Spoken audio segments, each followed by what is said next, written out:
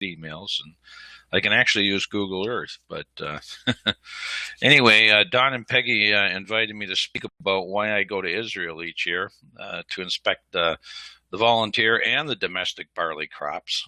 And as many of you may be aware, I time my trip during the last week of the 12th lunar cycle or month, whichever you wish to call it.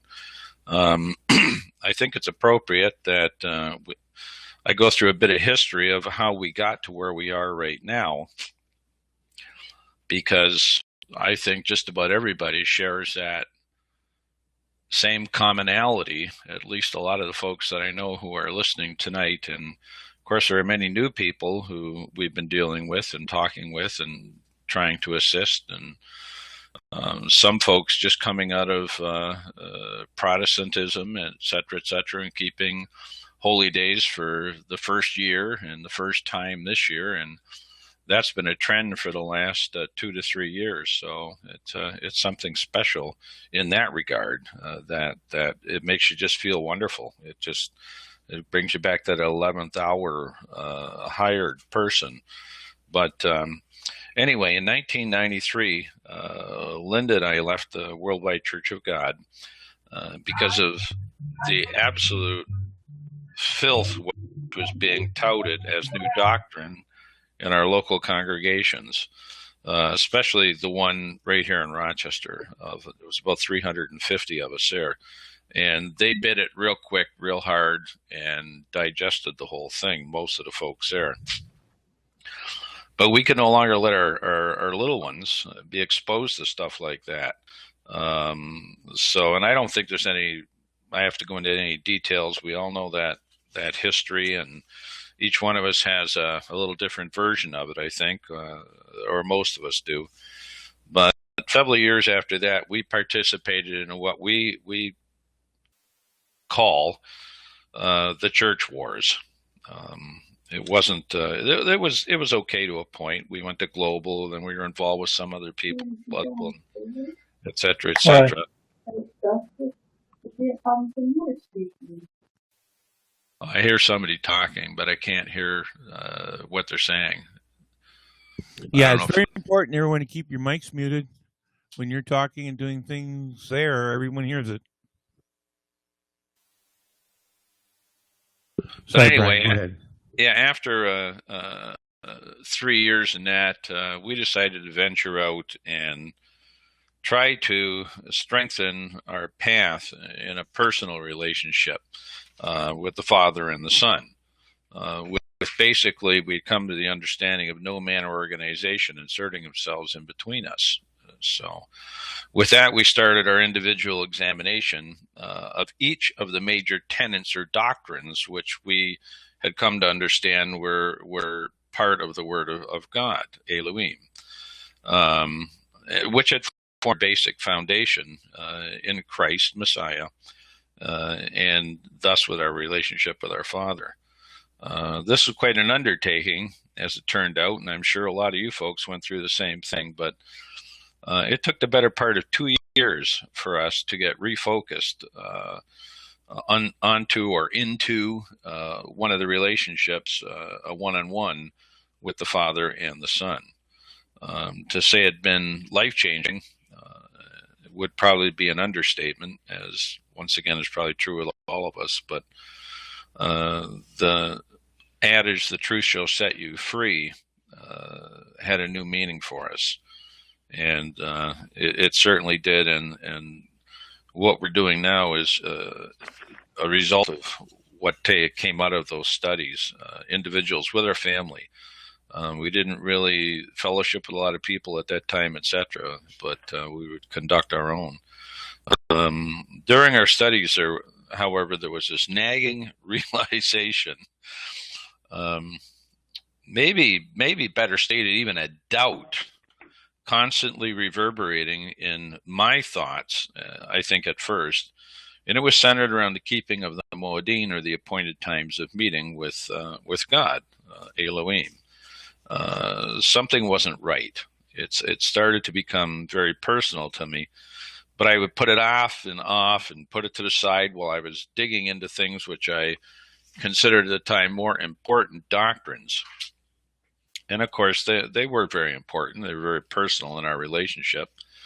But sometime in right around 1997, it all came full circle. Each time I read Isaiah 1, verses 13 through 14, I started to take it very personally. And basically that says, bring no more worthless sacrifices. Incense is an abomination to me. The new moons, the Sabbaths, and the calling of assemblies, I cannot endure. Iniquity and the sacred meeting. Your new moons and your appointed feasts, my soul hates. They are a trouble to me. I am weary of bearing them. And that is a key right here, which we're going to address a little later. And yes, the new moons and everything else, and they're hated. But the fact that God said, and I feel he was talking to me, obviously personally, when you're in that relationship, he says, they are a trouble to me. I am weary of bearing them. So he was putting up with it. So I thought to myself, how could this be in light of the fact that, actually I'm getting a lot of feedback here, but it does, that we are commanded, and I was commanded to keep these from the very first covenant scriptures, and they're all the way through the second covenant. So to me, I was rooted in them, and so was his way of life. The thought arose that maybe this was just a poor translation, because I was using the New King James. And as I, at that time, was taking words apart and redoing sentences from a number of different sources, I took the words apart in the Hebrew and found it, in fact, was a poor translation. However, it was poor because it wasn't actually not intense enough. The J.P. Green Interlinear Bible, and a lot of you folks know I use that who know me, actually expressed it very close to what I had come up with. And it says, do not add to bringing vain sacrifices. It is hateful incense to me. I cannot endure the new moon and the Sabbath, the calling of meeting, and the evil assembly. My soul hates your new moons and your appointed feasts. They are a burden to me. I am weary of bearing them. Now, this triggered a flood of scriptures, which started to form a pattern the more I examined them.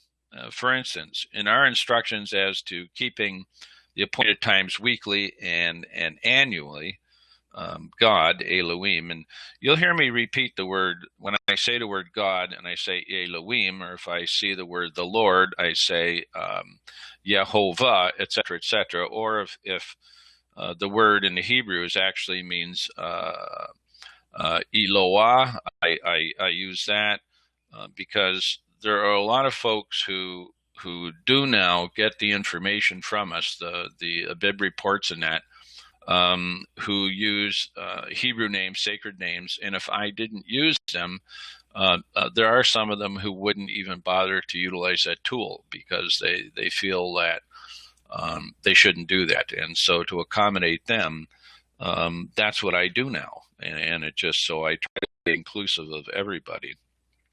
But anyway, God Elohim declares to us, and when I say us, I mean me, in that sense, because these are my personal views, which I happen to share with others. In other words, giving a defense for the hope that is in me. And it just, I don't expect anybody to want to do what I want to do. They have to get to that point on their own. And it's not for everybody at this time. I'm not naive. But that's not looking down my nose at anybody for in any way, shape, or form. But anyway, in Leviticus 23:2, we're told, the feasts of the Lord Yehovah, which you shall proclaim to be holy convocations, these are my feasts. Yet in Isaiah, he told me, your appointed feasts and your new moons, my soul hates. You have to understand, when I was coming to the understanding that I have now, I would read these things and I'm thinking, wait a minute. He's saying my new moons and my feasts. What is he getting at here? So Linda and I had been spending a lot of time in this 2 years of studies and breaking down the doctrines in John's epistles and gospel. They were absolutely amazing to us and helped us in our relationship building one-on-one with our Creator. It had become very apparent to us that God Elohim was using the last one of the living 12 apostles to correct a lot of bad doctrine and deceptive knowledge that was flooding the church during his time and obviously during our time. And that became very, very poignant to us as we went through our understanding and learning of each doctrine over again.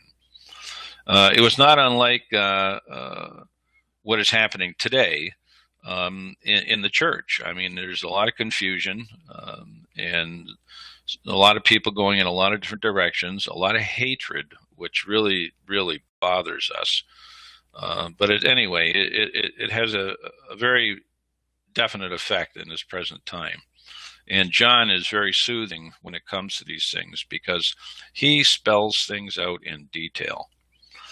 For instance, I had read time and time again about John's referencing of the Passover of the Jews and the Feast of the Jews, and I did not link it to Isaiah 1:13 through 14. Never did. But then I started to personally do it right around 1997, 1998. Now, that changed quickly, especially when the realization hit that John had painstakingly chronicled the events of the Passover of the Lord Jehovah, of our Savior, with one being different, kept different by the Jews. And by Jews, I mean followers of Judaism in his Gospels, over the course of 6 chapters, chapters 13 through 18. Now, this grieved me. Even though I was keeping a 14th Passover, unlike the keepers of Judaism, the reference to the Feast of the Jews it just resonated in my head. This is where and basically when an intense study started into the calendar, and for Linda and I both. I personally could not read enough of the history of let's say, the evolution of the calendar that the followers of Judaism were using, and in fact, which we personally had used for many, many years. And it was referenced as the sacred calendar, the Hebrew calendar, whatever anyone wanted to reference it as or still does. That's between them and God. But it became very clear to me and Linda personally that there was nothing sacred, or for that matter, even Hebrew, in the calendar that we had been keeping. Again, it became very clear that it was a product of Judaism. The historical record to us was impeccable.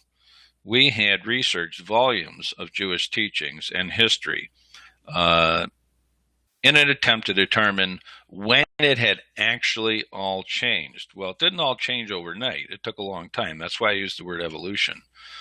We even purchased the entire set of Encyclopedia Judaica, which I think is like 18 or 21 volumes, if I'm not mistaken. And we went through that on every little aspect we could find with calendar, etc., intercalation, the whole bit in that. But keep in mind, at this time, we're looking basically at the calendar, not into the intercalation part of it. We wanted to get set on why it kept referencing new moons, you see, and it may be similar with a lot of you folks. So, but anyway, we started to see the pattern that was promised by the Creator in creation, and with the help of the Spirit of God dwelling in us, the patterns which form our doctrines in regard to the calendar of God Elohim and His appointed times came alive to us. Let me say right here, this is what Linda and I want to emphasize that have established in our one-on-one relationship with the Father and the Son.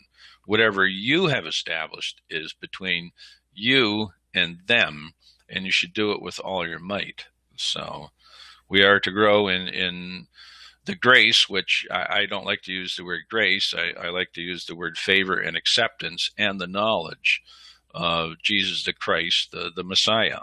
So very personal. So whatever you've chosen to study and strictly follow is between you and them. We don't use that as a doctrinal wedge to divide anybody. And it doesn't matter to us in that sense. Brethren are brethren. We're all at different points and different levels and in different parts of the field. We can be gleaning in one corner of the field and somebody else can be gleaning in another, and it just, but the wonderful thing is it's the same field. So in our opinion, unfortunately, many others do not think that way. It's basically a true statement that the love of many is definitely waxing cold at this time. And I would just beseech you, please don't fall into that pit, because that's what we call the 11th commandment. And we can address that a little later in the study too. I think it was somewhere around 1998 that I put the calendar understanding we had to paper, as well as recording it on tape and things like that. It was shortly after that Steve Bruns, my brother in Christ and faithful friend, dear friend, put it up on his website, because I didn't have a clue about any of that stuff. I still can't put my stuff on my website. My son has to do it for me. That's what happens when you're locked into like having your hands in the dirt or picking up a hammer and hitting a nail into a piece of wood.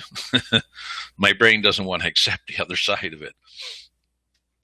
But our understanding of the process as to how we were to intercalate years and such grew out of our initial understanding about the celestial relationships between the light of the sun and the moon as seen on the earth. We came to the understanding about the importance of the barley and the wave sheaf in the timing of the start of the year and the proclaiming of the appointed times of meeting with God, Elohim, after we established our understanding of the first crescent and where we were supposed to observe that from. Now, there are many when they who do similar things as that. Some who do the same, some who have a different version. I have dear friends who go from the last crescent. I have dear friends who go from no crescent, from what I call the no moon, and I don't say that sarcastically. I just do it as a point of reference. One of the weathermen in the area here calls that. He says he doesn't know why they call it the new moon. He says the no moon. So, but and of course he has no understanding of what we're doing. But also, there are other ways that people can get to what they call the beginning of the month, and once again, that's between them and God. So, but what was very vexing to me was how I would be able to determine what the maturity stage of the volunteer barley was at in Israel. I started to think about the possibility that I was probably going to have to end up going to Israel to be able to do that. And of course, I had never been to Israel, and I didn't have a clue. And you read about things and everything else, but now I know it like the back of my hand, just about.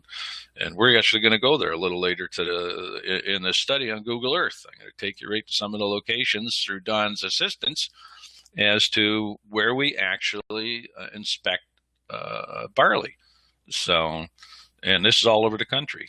So, but it was just after that timeline of thinking that I received my first communication from Nehemiah Gordon. He was polite and to the point, asking, let me see here, quote, where I had gotten my understanding from, for it sounded so much like that which he understood. And I never knew he existed. He didn't know I existed. Anyway, the first email started a long conversation on the subject between us, and it resulted in him asking me to join him in Israel to conduct inspections. Now, the invitation was offered somewhere around 2000, 2001. The date actually slips my mind at this point, but it resulted in a friendship that lasted for several years as well, as a good relationship with other members of the body of Christ Messiah, who actually participated in that first year of us going all together. And of course, that was 15 years ago this coming March. But at the conclusion of the inspections in 2004, it became painfully obvious that Nehemiah and I had two completely different motives for the abib inspections. So I separated myself rather than endure the pain and the hardship and to some point a loss of what I considered a good friend. So, and it just, but I knew what I had to do. So, from 2005 until the present time, actually, I'm getting a lot of echo or feedback on my phone here, or on my headset. But anyway, from 2005 until the present time, I, as well as others, have undertaken the annual trip for the annual inspections and the reporting of our findings without his involvement. Let's put it that way. And I see on the little bar over here on the side, there's quite a few of past and present inspectors on there. It just that's pretty good. So I see Alan and Jan McDougall are on there from Australia. Any of you who don't know them, Alan and Jan, for most of their life, have raised thousands of sheep each year and thousands of acres of barley, wheat, and canola. And it was tremendous having him accompany us on one of the recent trips. So, but anyway, that's basically a synopsis of the history timeline.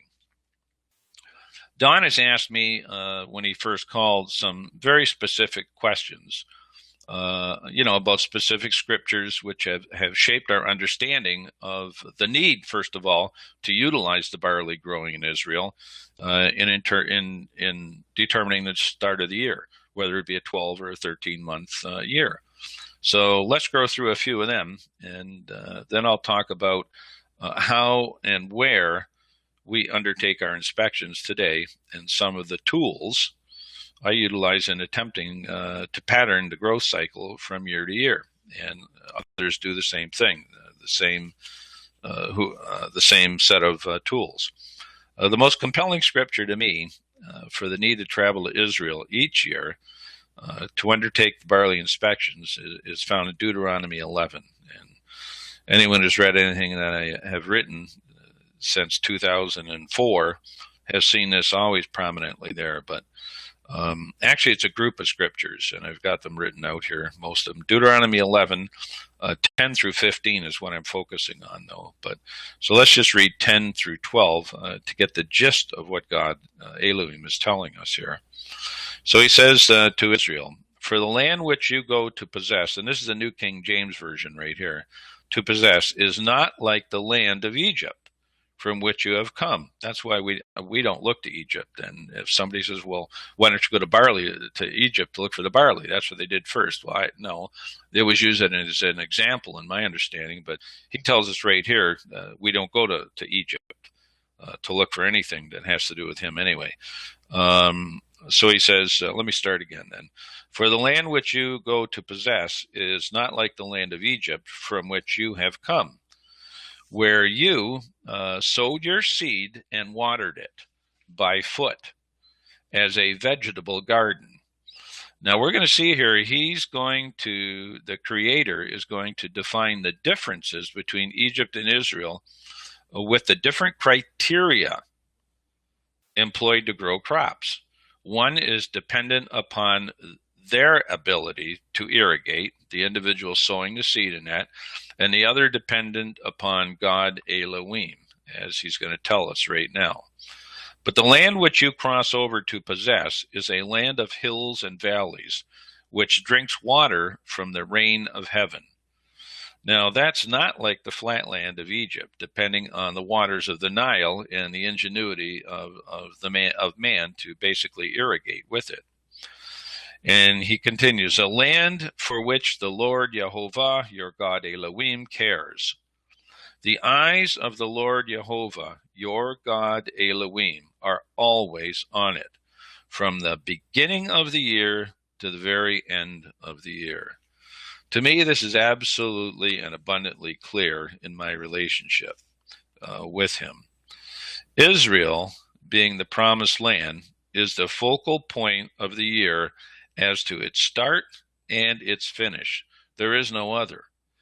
He makes it also very clear to me that the growth of the crops is completely dependent on him and him alone. He's the one who's giving it the water in its season and the sunshine in its season. No watering by foot like a vegetable garden. No irrigation. That's why we don't use irrigated fields. But rather being dependent on the timing of the rains from heaven, as verse 11 states. And if you read verse 14, the early and the latter rains, each in its season. Well, actually, I've got that written out here, so let me just see. So it says, then I will give you rain for your land in its season, the the early and the latter rain, that you may gather in your grain, your new wine, and your oil. So this is basically telling us that these are crops grown in the promised land. It's identifying that, and also by the early and the latter rains in their season, which becomes very important. These verses are foundational in understanding who controls the yearly calendar to us from the beginning of the year to the very end of the year. They're the physical components used in it. And again, once again, they are just, Linda and I understand that and believe it. Let me address something very important about these seasons in the promised land, however, and this is where people can get confused. There are only two, not four. People in Israel who live there, and most people who understand it, they know there is no spring and fall in Israel. You go from summer to winter. And that's how most of the people who live there will talk to you about it, except for if they spend part of the year there and part in the U.S. or another country where people go by the spring and the winter solstices, etc. We don't use the solstice for anything. We don't use the equinox for anything. Some people do, and I don't have a problem with that at all. That's, once again, in their relationship with God. And remember, I'm giving a defense or an answer for the hope that is in myself, and to some extent, I can speak for Linda some on that, but I don't put words in her mouth either. So with no winter and no summer solstices being used, it's obvious we look for things that are actually observable. And that's why we step away from the equinox, and for many other reasons. We look for the agricultural patterns on the ground for intercalation, and also for the timing of some of that based on the end of the lunar cycle and start of another. But in Genesis 8:22, a point of reference is, while the earth remains, and it is still here, seed time and harvest, here's some contrasts, and cold and heat, in winter and summer, and day and night shall not cease. To me, this is very compelling in regard to the pattern of the calendar of God Elohim. It just, here he contrasts several elements of it. There are two seasons, winter and summer. One is cold, the other is hot. One is for seed time, the other is for harvest. One is likened to darkness, the cold of the night, the other to light, thus the heat of the day. I have been equated to a real simpleton for using such truths in our understanding in the patterns of the calendar from year to year, but that's okay. It's just, I like being a simpleton in Christ. The simplicity of Christ Messiah is, to me, very loud and clear. And this is all tied to the instructions found in Deuteronomy 11 through 15, as we were just reading just shortly ago. Now, Don had mentioned to me that if I could address certain things as to why, with the absolute specific timing, we felt we had to do things like there are some brethren, he was saying, keep similar things that we do, observable things, but when it comes to the first fruit offering, and actually that is the first of the first fruit, they feel that they can offer it at the end of the harvest, as long as it's, if I'm not misspeaking here, that they're allowed to be able to send it in at the end of the harvest. They just can't eat anything up to that point. Well, that's okay if that's what they understand. But in 2015, last year, March 28th, I addressed that question, why we do what we do and why we do it in Israel as to the first fruit offering, and why we do it at the beginning, and also why I keep the new moon from Israel and specifically from the region of Jerusalem, which is an entirely different subject, and we're not going to get off on the trail. But let me just, that can be found on our studies page on the website, abibofgod.com. It's under the heading Questions about the Wave Sheaf and the New Moon in Israel. Let me just read some of that here to you, because it's pretty concise and it won't take too long. But so let me answer why, and I have here I'm going to be reading. So let me answer why I and Linda in many years searched the entire land of Israel for the first of the first fruits of mature barley near the end of the 12th month. Let's start with a command given in Leviticus 23, 9 through 11. And the Lord Jehovah spoke to Moses, saying, Speak to the children of Israel, all of them, not just the Jews, remember, and say to them, when you come into the land, and that to me says all of it, which I give to you, and reap its harvest, then you shall bring a sheaf of the first fruits of your harvest to the priest. Now, there are some brethren who say that has to be done right around Temple Mount. Well, when they came into the land, they weren't at the Temple Mount, and they weren't for a long, long time. But they did, as we saw when they crossed the Jordan, go through the first Passover and days of unleavened bread. And he ate the grain of the land, old grain from the year before, and then new grain, if I'm not mistaken. So at that point, they were in the land, so they had to offer a wave sheaf. But this tells me that this command is relevant to the entire land of Israel, as God Elohim has defined it elsewhere in Scripture.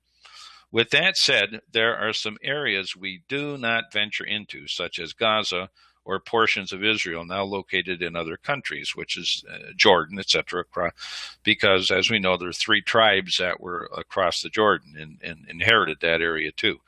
However, we have been blessed in locating fields of early maturing volunteer barley in all 3 of the grain-growing regions of Israel. These locations are permanent locations of early maturing barley. Some have asked why that is important. It is necessary to establish yearly patterns in each location. This helps us to discern how the barley will grow under certain meteorological conditions from year to year, which can have a profound effect on the rate at which the grain will mature. This information allows us to forecast, once we're there inspecting, when the grain will actually be abib, that state of maturity, to be able to be accepted for a wave sheaf offering from year to year. Some of the scriptural commands which shape that, and this is what Don was specifically asking me, and why I do what I do personally, are as follows, okay? And to me, this is a biblical command as we go down through, because a beautiful pattern is formed here. Exodus 34:26. The first of the first fruits of your land, and By that, we look at the entire land. You shall bring to the house of the Lord Jehovah, your God, Elohim. Well, as we know, his house was last in where? It was last in Jerusalem, and it's going to be there again. Right now, technically, we are the temple. We are his house at this point right now. But here again, the command is centered on the land of Israel. So, but the key point is here, the first of the first fruits. Linda and I absolutely believe that the first of the first fruits represents our Savior, our Lord, Jesus Christ, Messiah.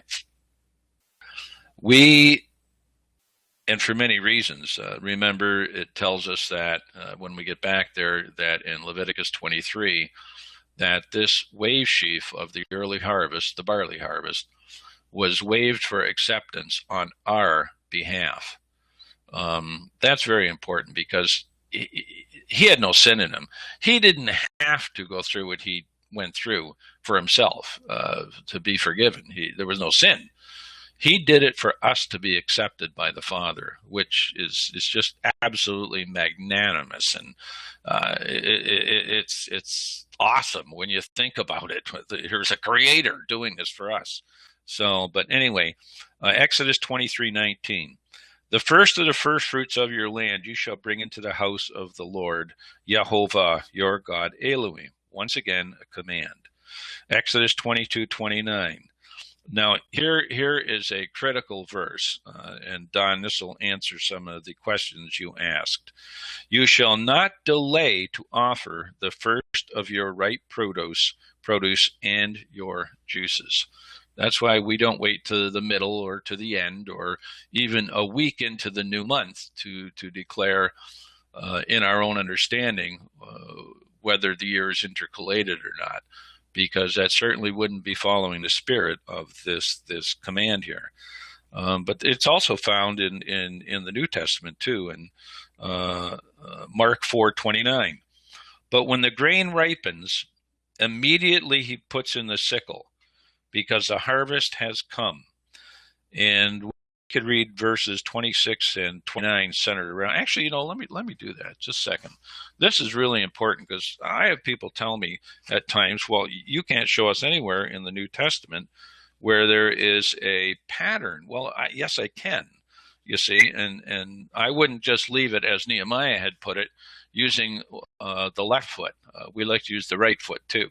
And when we had our Bible studies, which many of them were in depth, hours upon hours and days upon days with so many people, it was just fascinating, and it was quite an adventure. But we were not allowed to use New Testament scriptures. But those of us who were established in the scriptures of the Old Testament through our association and membership in the Worldwide Church of God, or whatever affiliated group it was, we could do that without going to the New, which absolutely flabbergasted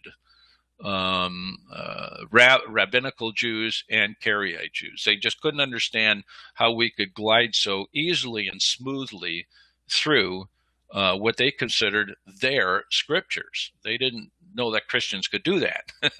And of course, most Christians can't, but we, as all of you know, we're a bird of a different feather. So, but anyway, Mark 4, let's start in 26. And he said, the kingdom of God is as if a man should scatter seed on the ground, and should sleep by night and rise by day, and the seed should sprout and grow. He himself does not know how. Well, today we do know how, and we'll get to that. We know how all that happens, but it was a mystery to him in a sense. But he says here, for the earth yields crops by itself, first the blade, then the head, after that the full grain in the head. But when the grain ripens, immediately he puts in the sickle, because the harvest has come. Personally, that's why we don't use an equinox. And I can go through many, many more patterns, but we have that all written. And again, I do not mock, look down at anyone who does. Again, that's very personal. I went by a calendar that used that for how many years, decade. And we were blessed in that understanding of the time. And in fact, God tolerated it in us until he showed us a different way. And it just, so I can't in any way, shape, or form deny anyone the ability to do that, because I did it myself. And it just, I taught my children that same way. I taught other people that same way until I was removed from the speaking schedule back in 1992. And I'll tell you, the church wars are amazing, aren't they? Starting to bring back memories. But anyway, here we see right here in verse 28, there's a pattern to the growth.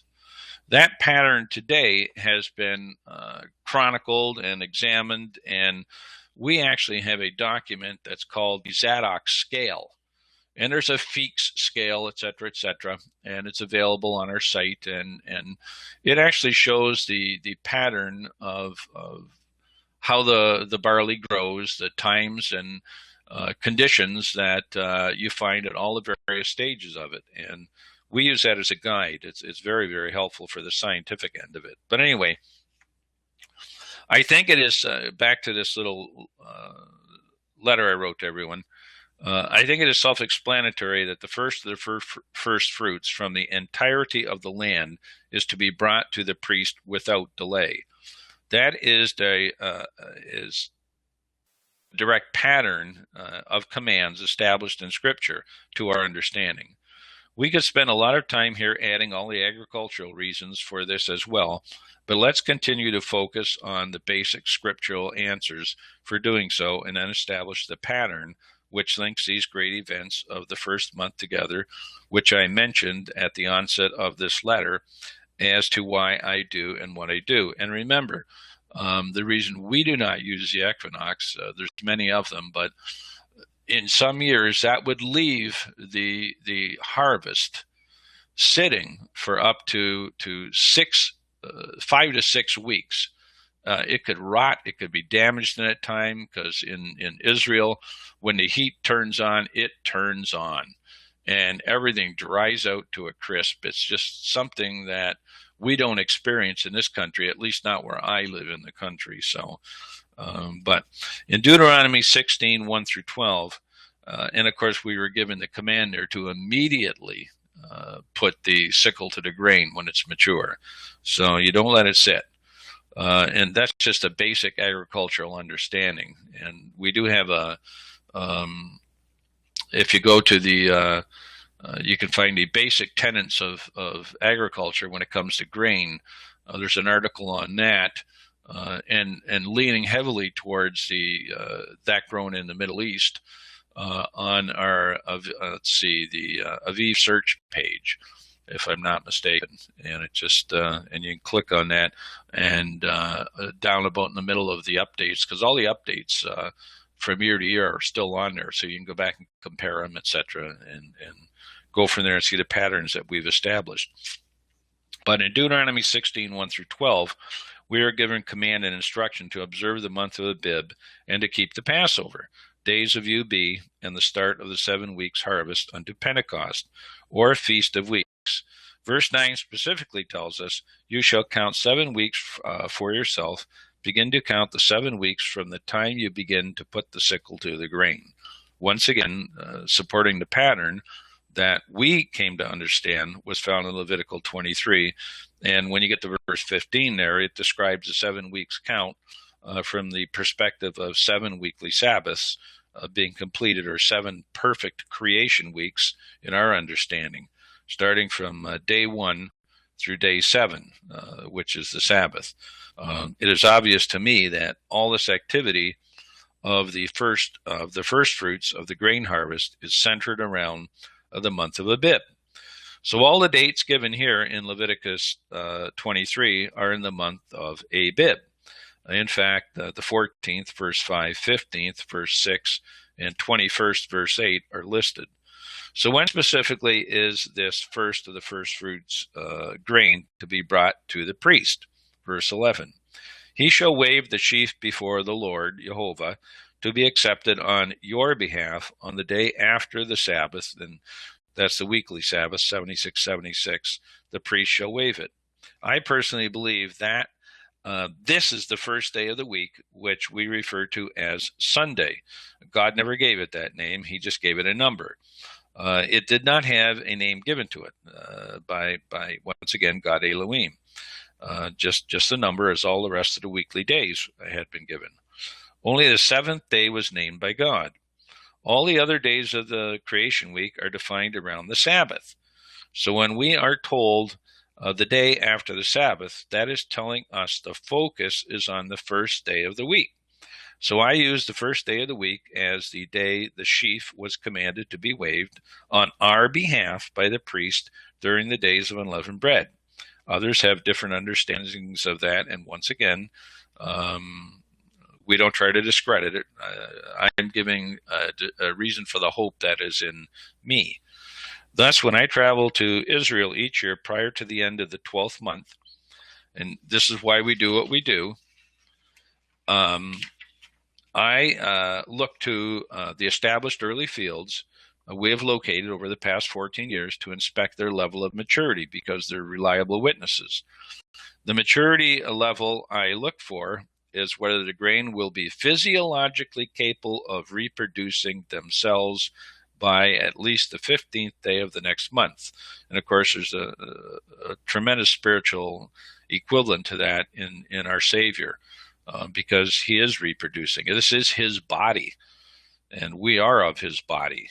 So if this is the case, I know that the next visible crescent, and again, once again, I use the visible crescent in Jerusalem, will be the start of the month of Abib and the beginning of the new year. So we'll just step away from that article there, that letter I sent out, but there's a lot of information pertaining to why we do what we do in there, if anyone has an interest in it. And that's found on the studies page. I think it's right at the first category. So I believe that this wave sheaf is symbolic of Christ Messiah being accepted by the Father on our behalf, on my behalf.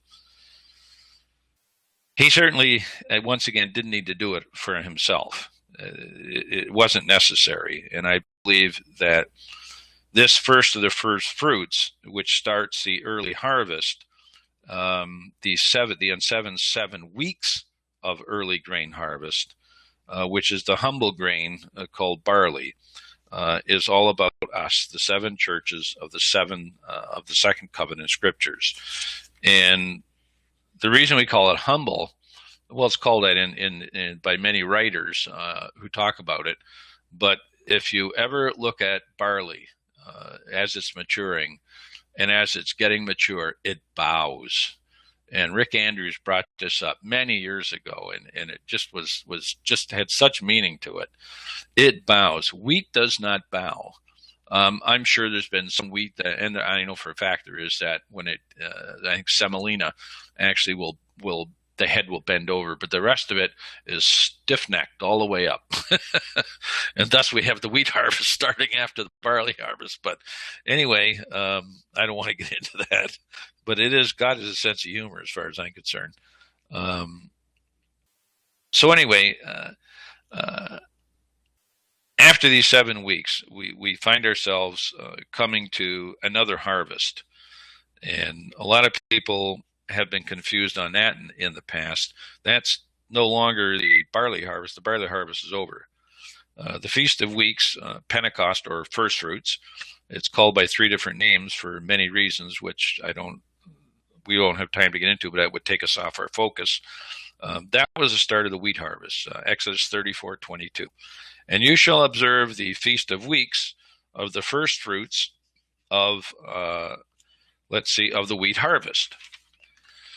So what first fruits were offered at the end of the 7 weeks? On the 50th day, the first fruits of wheat harvest were offered, not barley. So we see the one harvest ending and another harvest starting.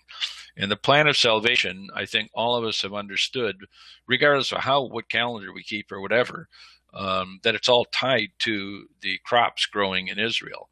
And it's relevant to the sequential pattern that the creators have placed in us attaining certain levels of spiritual existence as the plan goes through for eternity. That's my understanding and firm belief. Once again, I'm a simpleton in that stuff. So if the first fruits of barley harvest were to be offered after you had reaped your fields, and none of it was consumed prior to that, then Ruth, Naomi, Boaz, and all the others were guilty of sinning then, for they ate it during the harvest. Ruth 2:14. And of course, I don't know anyone who does that, but I have been told that people offered at the end. So, but Ruth 2:14 says, "Now Boaz said to her at mealtime, 'Come here and eat of the bread, and dip your piece of bread in the vinegar.' So she sat beside the reapers, and he passed parched grain to her. And she ate and was satisfied and kept some back." Verses 17 and 18. "So she gleaned in the field until evening, and beat out what she had gleaned. And it was about an ephah of barley. Then she took it up and went into the city, and her mother-in-law saw what she had gleaned. She had brought out and gave to her what she had kept back after she had been satisfied." So once again, folks, the simplicity in Christ Messiah, I choose to believe and trust in it and tie my personal works to it as to the first of the first fruit being offered before the harvest, the main harvest could even begin of barley, because that is representative of Christ, and then we proceed or we follow after, because he is the first fruit, the first of the first fruit. And I do believe that every one of us here are first fruit, a part of his body. If you keep the Sabbath, that's a common link, and you're following things that take you out of fellowship with some people you've known for many, many years, et cetera, with some of these absolute stupid divisions that are taking place. It just, they're insane in my understanding of the way of God. And I think he looks at it somewhat similar, I think. But it brings about a lack of love in each other. But so if we're keeping these tenets, regardless of what our personal preference flavor is in them, and it's like somebody trying to tell you how you should function on the Sabbath. I know how I personally should function according to Scripture, in my understanding, but there are others who do it different. There's some who cook on the Sabbath. I don't really cook on the Sabbath, but I don't look down my nose at anyone who does, because they're keeping the Sabbath, and it just, they have that understanding. And I do believe that that's very important in our calling and in our walk towards the kingdom. 20, for instance, to many of you, I'm sure this is not anything new, but what I'm talking about. But I was asked to address this in light of why I choose to inspect the maturity of the barley crop at the end of the 12th month, and in the particular way that I do. So it's my absolute belief that the barley is the chief determining element in the process of whether we intercalate a year or start a new year, keep the year, or go to a new year. If the barley is at a level of maturity before the end of the 12th lunar cycle or month, so that it can actually qualify to be a wave sheaf of first fruit grain offering on the first day of the week, which to me is Sunday, which would fall during the Feast of Unleavened Bread if it were to be kept in the next month or lunar cycle, then that would be a normal year, a 12-month lunar cycle year. Some years the barley is close, and here's where it gets very important for those of us who actually follow these things in this manner, to understand that God has left more witnesses in creation God Elohim has left more than just the barley. The barley is the main one, but there are times when he says, okay, you got to make a decision. All right, so what do we do to do that? Well, we know on the Zadok scale that there is a certain point on that it's going to take 20 to 30 days for the barley to actually be able to be harvest ready with a sickle. So we understand those things now. It's a matter of trial and error over all the years and watching the patterns, and the meteorological conditions make a big difference in Israel because, once again, once the dry season hits in the Negev and even further north, the grain can dry out in a matter of a week to 2 weeks and be ready. It just has to be of a certain physiological growth stage where it can actually reproduce itself. If it isn't there and if it dies, it's not going to reproduce itself. And then it doesn't qualify to be a first fruit offering, in my opinion. And that has happened in the past. So where it, in my opinion, it hasn't been, but there are folks who have kept it based on that. So some years it's a real close call. A judgment call is made. I use the Zadok scale of barley, as I mentioned, in that. And we can go into that in great detail, but that's in a lot of the writings we have and a lot of the articles we have, et cetera, et cetera. Actually, there's a really good book. It's a booklet. You can go on online and get it. It's called Growth and Development Guide for Spring Barley, and it's done by the Minnesota Extension Service at the University of Minnesota, College of Agriculture. The current version on the internet is from 2013. I think that's the copyright on it. It's has been downsized, but it's still got a lot of information on it. It's got the scales, it's got the timing, it's got all the important things about barley that one would need to know. The copy that I actually have a copy of it right here in my hand, is from 1995. And this is the one that we reference and have pictures of, and we were given permission to use it. This is where we get our Zadok's code from, et cetera, et cetera. It's a remarkable tool. It's a scientific tool. And what was the name of that booklet again? A Go Slow, so that we can put it in the meeting notes if anyone will have a copy of the book, or where to get it. Yeah, it's Growth and Development Guide for Spring Barley. If you type that into your search, that'll bring it right up. That should be the first one that pops up. And it's a 2013 version in there. I'm not sure if they still have the 1995 version. If they do, it's just tremendous. They have colored pictures in it.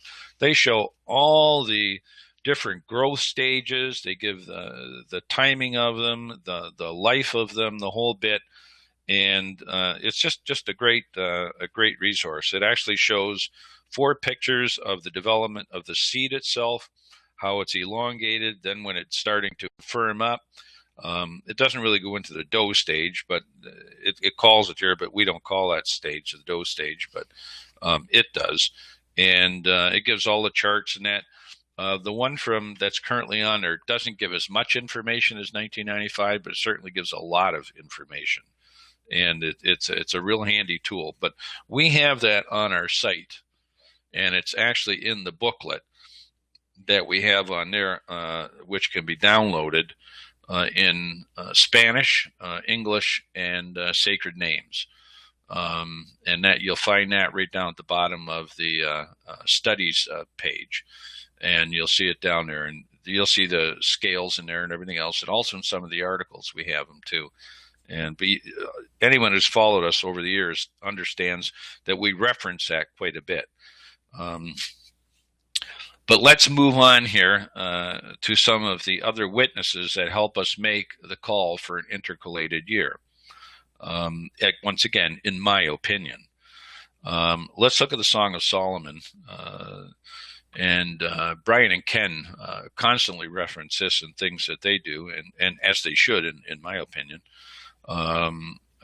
chapter 2, verses 11 through 13, it says, "For lo, the winter is past, the rain is over," that's the heavy rains of winter, "and gone. Flowers appear on the earth. The time of singing has come, and the voice of the turtle dove is heard in our land." And we look for that too, just so you all know. "The fig tree puts forth her green figs, and the vines with the tender grapes give a good smell."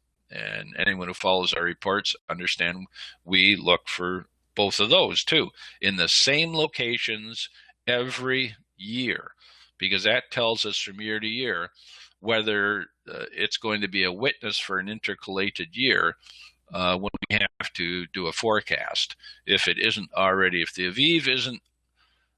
barley isn't aviv at the end of the 12th month, then we have to forecast when it's going to be. Okay, that's very important, and that's exactly what the Levites did throughout the country, and we can get to that in a little bit here. But so here, and the grapes, the same vineyards we go to year after year, and you'll see pictures in some of the reports where there's nothing. You'll see pictures in other reports where they're leafed out and little buds even starting in that, and that's when you know it's a normal year. But if you have nothing, you know that you're going to be intercalating pretty much, because the barley has never been at a different stage than what the grapes are at. And we use the old vineyards. We don't use all the designer grapes they have today, because they're made to grow quick and fast and, follow the money, right? Mm-hmm. So here we're given 5 more signs that the winter has passed here in Song of Solomon's. Very important. And again, there are 5 more witnesses to assist in the barley and the determining of the month of Abib. For those of you who followed our daily reports from Israel, basically over the last bunch of years from 2005, you'll see all these mentioned throughout all the reports. They're just witnesses placed there for our understanding by the Creator, once again, in our opinion, to assist us in our determination of the start of the year. And they are all based in the Promised Land, the location on earth where God Elohim fixes his eyes to such things, as he tells us, from the beginning of the year to the end of the year. And he talks about the patterns of rain and the growing that's associated with that. So, but there are also there's 3 other very important witnesses. One of them isn't mentioned in the Bible, but we've come to understand it anyway, which I'll mention here briefly. But the migrating storks and the new lambs are very important, because if you don't have the new lambs in the year up to a year old, then if they're over a year old, it's my understanding you couldn't use them, and that's what the scriptures of the sacrifices basically tell us. So they have to be in a lamb of that year, because anything over that year, a year old, is not a lamb. So if you went and intercalated or did an early year and the lambs weren't born yet, you got a lot of trouble. Because you wouldn't have a lamb of that year. So that's one of the witnesses there. But Jeremiah 8:7, even the stork, and this one really hurt personally. The stork in the heavens knows her appointed times. Her moedim is what the Hebrew is there. And the turtle dove, the swift, and the swallow observe the time of their coming. But my people do not know the judgment of the Lord Jehovah. Again, that one really hurt, because I took it personally as to when I was keeping the calendar I used to keep. But we can't also forget, and I won't dwell on that a lot, but these are more witnesses in creation of Abib, and you'll find those chronicled all through our inspections as well, in the years when we don't have a mature Aviv state at the end of the 12th month. But every time we do, all these things are there with it. When we don't, these things aren't there with it. There may be an inkling of some of them, but that could be based on where they are in different regions in the country. We look to a number of different areas and get a consensus of all the witnesses. We like to have 2 witnesses of Barley, and then all these other ones accompanying to it. And of course, that switched in the past. The year that we decided to do it on our own, it was made, but it doesn't matter. I don't need to go there. You all know what I'm talking about. Anyway, so that one hurt. I personally believe these are that there are 2 watershed doctrines at this time that the bride of Christ, Messiah, needs to be focusing on. I've been discussing the one here, the calendar, and whatever we have for a calendar understanding today, I do believe it's going to change in the millennium, as I wrote an article here just last year on it, where the scriptures tell us that the earth will be taken out of its orbit and that we're going to have 12 months in a year, etc., etc. And it looks like they're going to be 30-day months. It says you'll have no need for the sun and the moon, etc., etc. There's reasons for that, and Isaiah tells us why. Because she's moved out of her place, and God is going to bring all the confusion that may exist today all into one kettle, let's say, and put it right there out to everybody.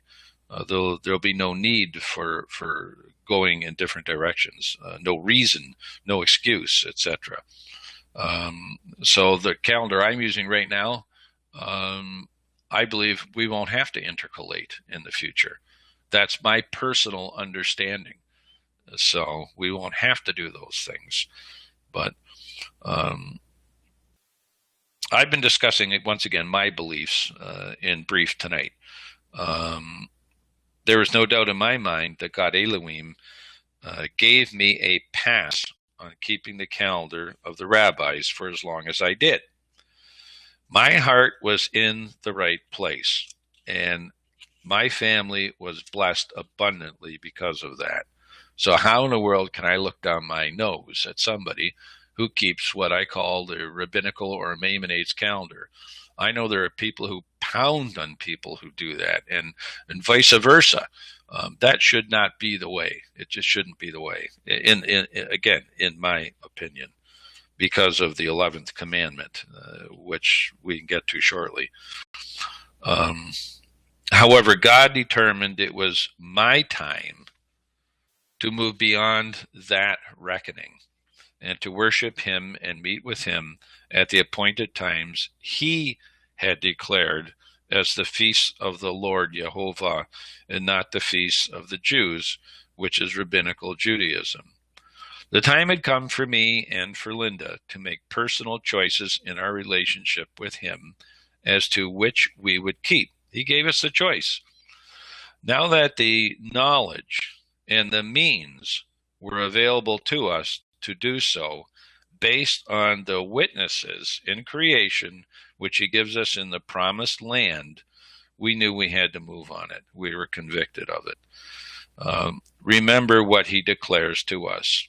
Actually, when I say us and declares, I mean he warns us about it in Isaiah 1:14. Your new moons and your appointed feasts my soul hates.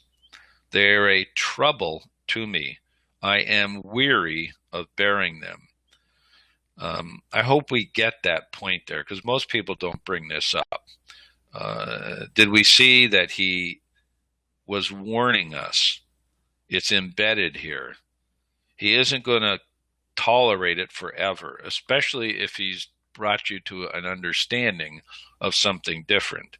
To me, that would be rejecting him. Or my conscience would not be correct. So, but that is very personal. And I know what you folks and whatever you decide to keep and have been keeping is very personal to you. And it's not worth fighting and arguing over. That's because, once again, I do believe it's going to change. So,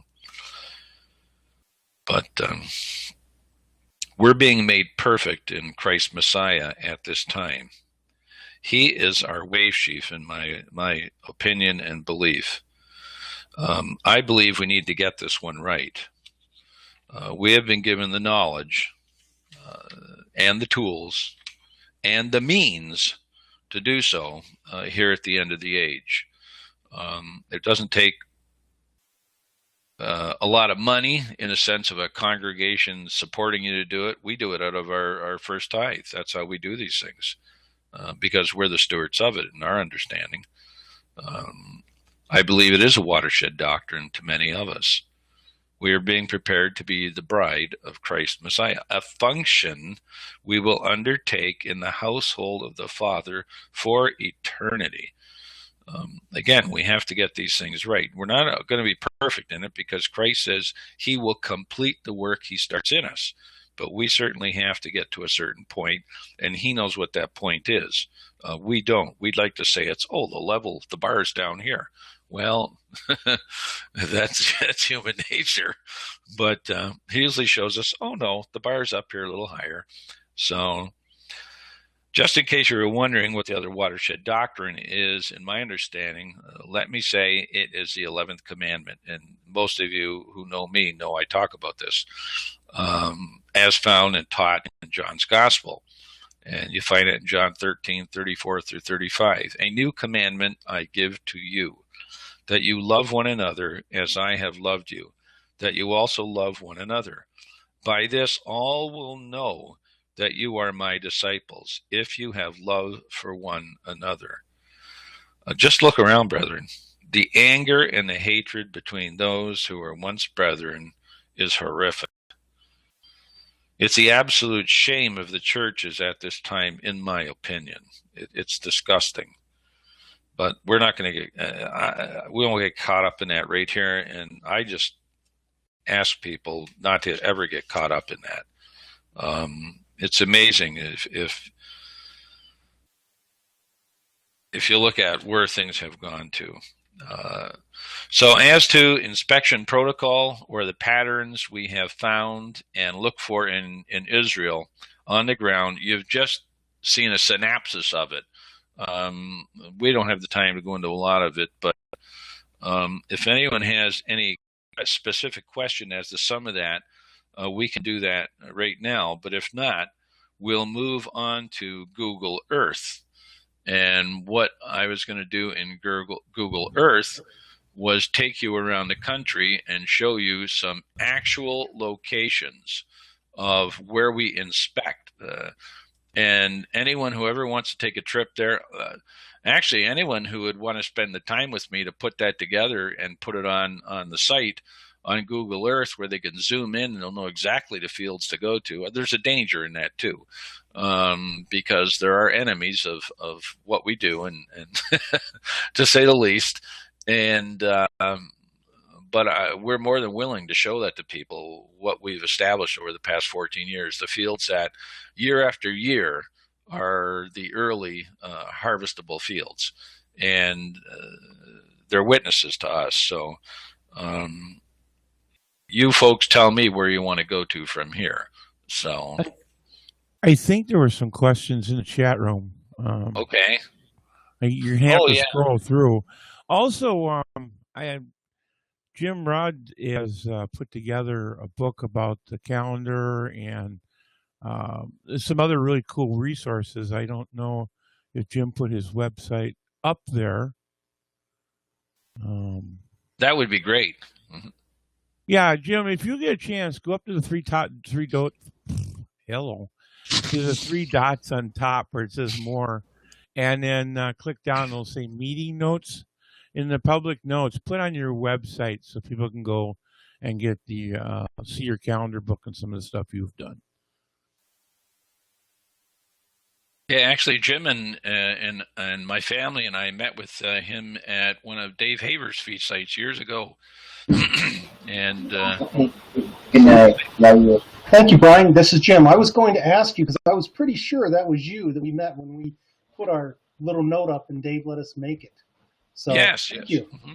I thought that was you. Mm-hmm. I see here that you're talking to Jason Churchill, too. How are you, Jason?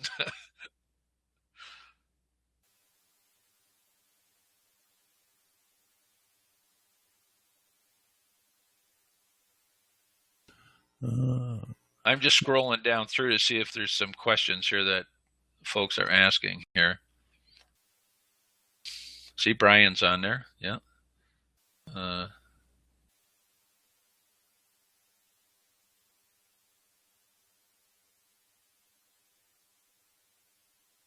oh, good. Yeah, yeah. We're definitely going to run that. It's Google Earth to me is one of the most incredible tools of value on the internet.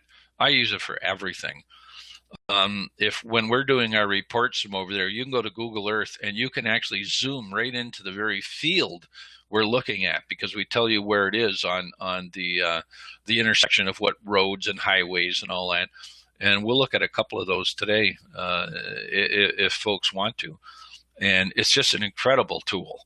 And it'll show you where the deserts are, where the agricultural areas are, et cetera, et cetera. And I think it's a valuable tool.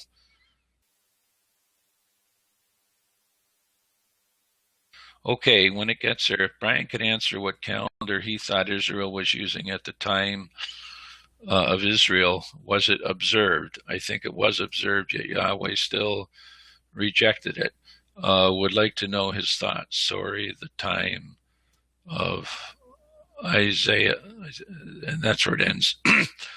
Yes, I do believe it was an observed calendar. Not so much. When it came into the land, yes, I do believe that. Because a lot of the references that I have come to understand talk about when they come into the land, when it's given to them, that this is when they're supposed to start certain functions, the first fruit being one of them. When God was with them in their 40-year journey, to me, why would they need to do anything but just listen to him?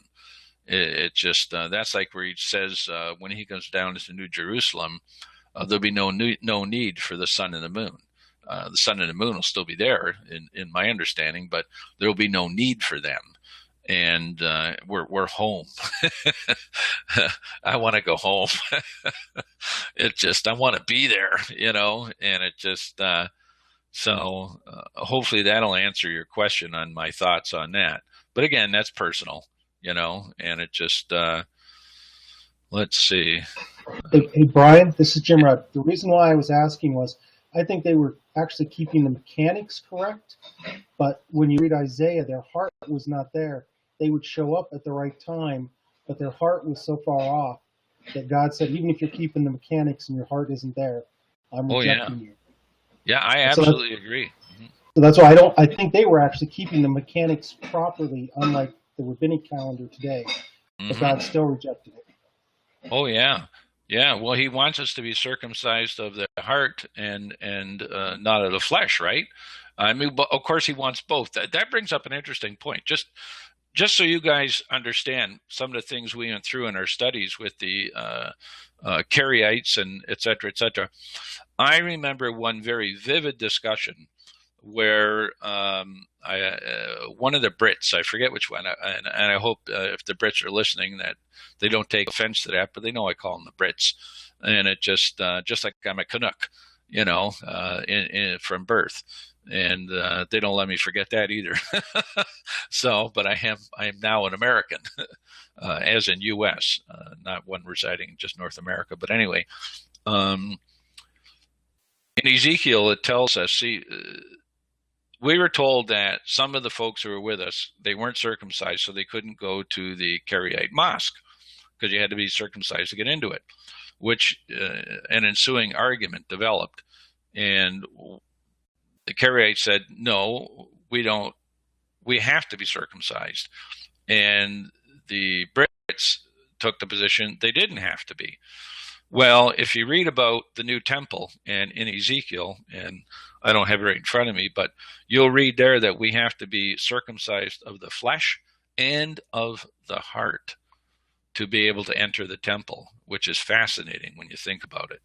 So a physical covenant is going to be kept alongside a spiritual covenant during that time frame. So, but that tells you some of the things we would get into and have for studies. Some of them were just tremendous. Again, went on for hours and hours and hours. So, and I do miss them. Let's see here. Hello, Alan. Happy Sabbath, Deuteronomy. Okay, let's go down over to here. I don't think there's a question there. Extension, the Barley. Just 3 dots more. Click on. Okay.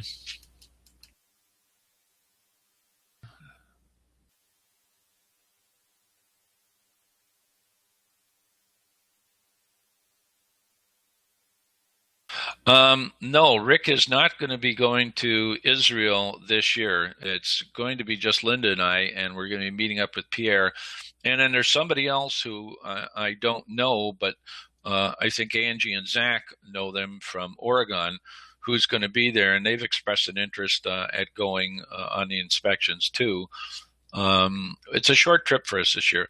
Rick had planned on going, but he had to have some eye surgery that wasn't expected, and they've grounded him. So they took away his wings. So he won't be going. And I know it was a disappointment to him. So let's go down here. Okay, now I see that we're on here on Google Earth. Now, I just want to say this is totally unscripted. I'm not familiar with how to use this. So let's maybe a little to the left, a little to the right. And I want to warn everybody, depending upon your internet, the refresh rate will vary. So if you got really slow internet, you're going to be you may have as much as a 5-minute delay. This is being recorded. You can look at the recording, and hopefully everything will be really wonderful on there. So if you don't see something, don't panic. We will do a narrative. So tell me what I'm doing here. Okay, so now we're going to put Don on the spot. If he doesn't hit the spot right on and you can't get it for 5 minutes, you know who to blame. So isn't that right, Don? Sure, I take full responsibility. I take full responsibility. Okay, why don't you go over to the area where it says Gaza, and we want to go to just outside the border there. Mm-hmm. Go a little farther up than where your hand is there now, just a bit, mm-hmm. And zoom in for us.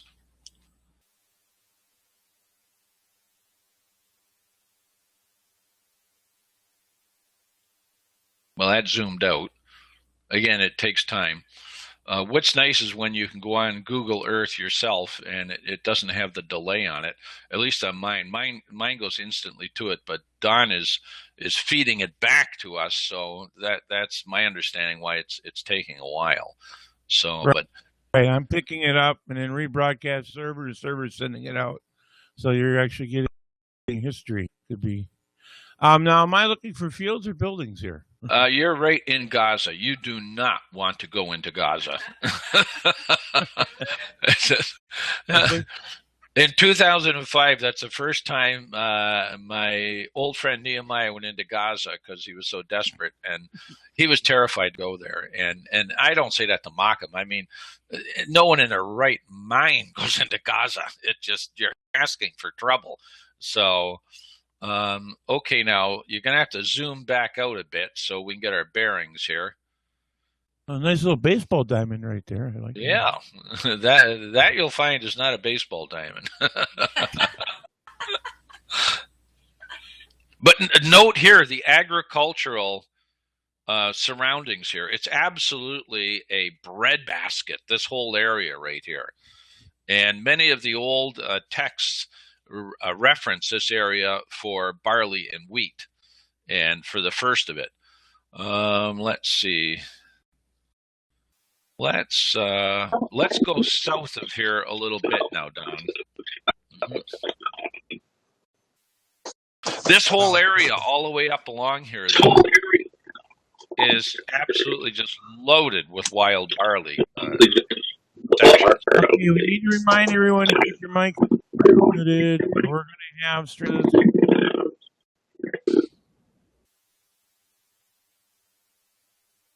Thank you.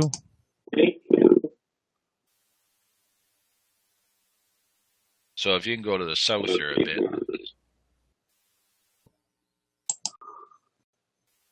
Okay. I think you might have went too far. Zoom out a bit.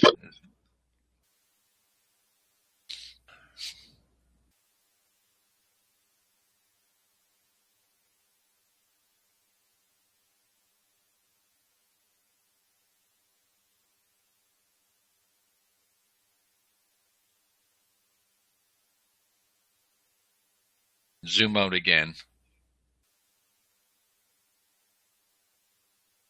Okay, see where Kisufim is?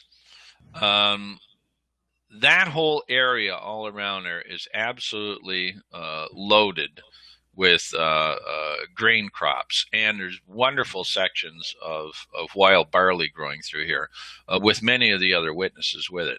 Now, take your little hand there and go to the northeast a little bit, and then zoom in. We want to get to between Reim, R-E-I-M, and if you zoom in, you'll see it there, but it's to the right and north a bit.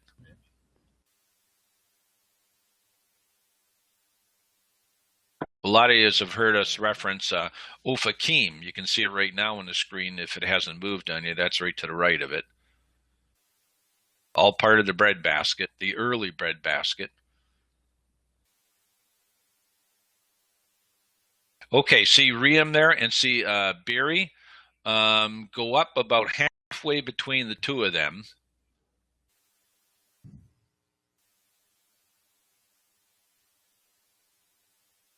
Okay, now let's zoom in right there a bit.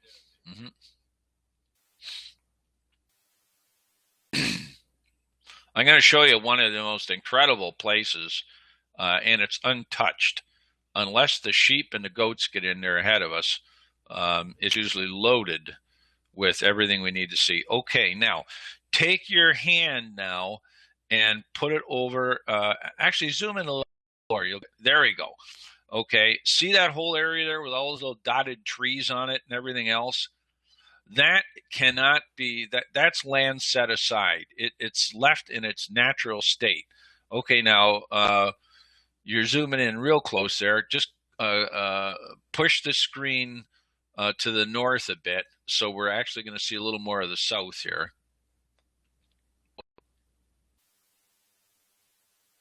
Just a itsy bitsy bit.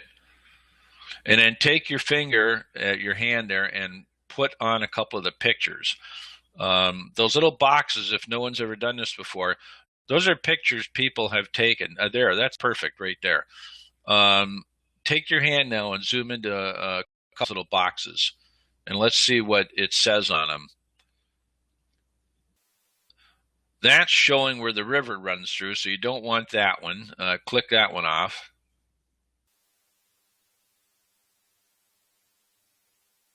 Now, go to the right along the road there.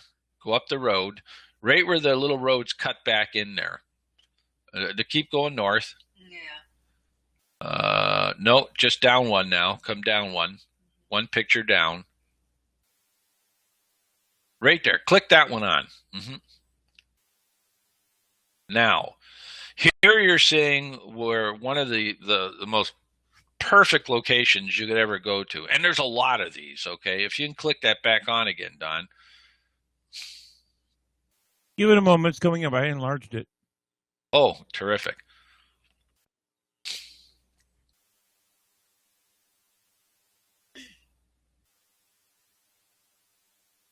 What we're going to see here is some components of pre-abib, okay? This is usually during the 12th month, sometimes at the end of the 11th month in the Negev. If you look in there, you see all these little red flowers. Those are called anemones. they always happen before the month of Abib.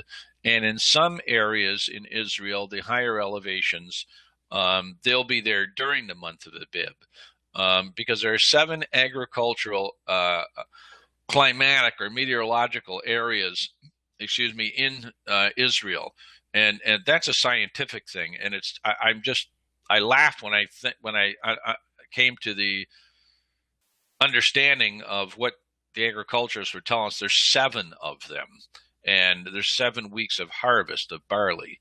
Each region has a different time, so it's not all happening at the same time. But if you look right to the right here, there's a plant there that's kind of right up, not quite in focus. That is wild oats. And if you see, they're green. They have not dropped yet. And right beside them is more oats, but further back in. Okay? Now, you see all those leaves coming up, all those flag leaves right there beside it? That's barley, all in here. And if you notice, most of it's still in the boot. Okay? This is one of the reasons we use oats. If the oats has already dropped, the barley, the wild oats, the barley will be in head.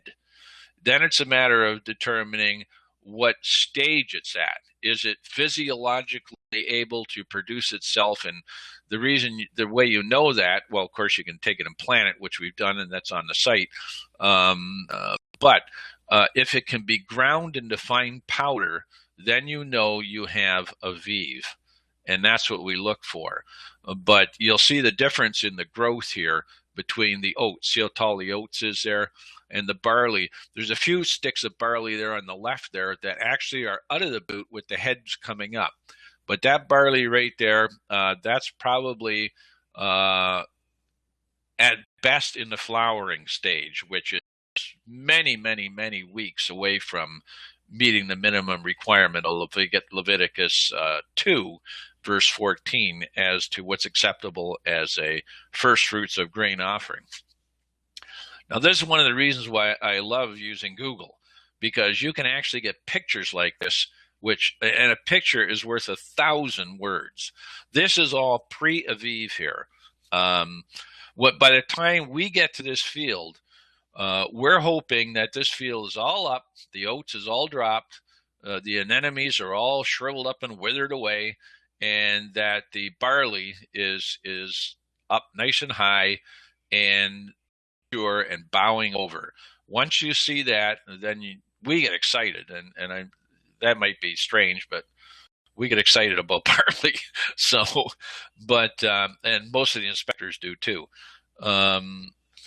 So anyway, this is a visual of what's here. Now, this would be completely planted in grain and all kinds of other products if, in fact, the Israeli government didn't set this land aside. You can go in there, and I think Alan, when he came with us, who's been a farmer forever and grows thousands of acres of stuff, he was absolutely shocked at how fertile the soil was. But he was also really surprised at how fast this stuff can dry out if the heat hits. And that's really important. That's why we use the ISM website, the Israeli Meteorological Service. It tells us everything on yearly basis, trends, everything, even to how much moisture is in the soil. And I know that's you don't have to know all that stuff, but it gives you annual precipitation rates and things like that.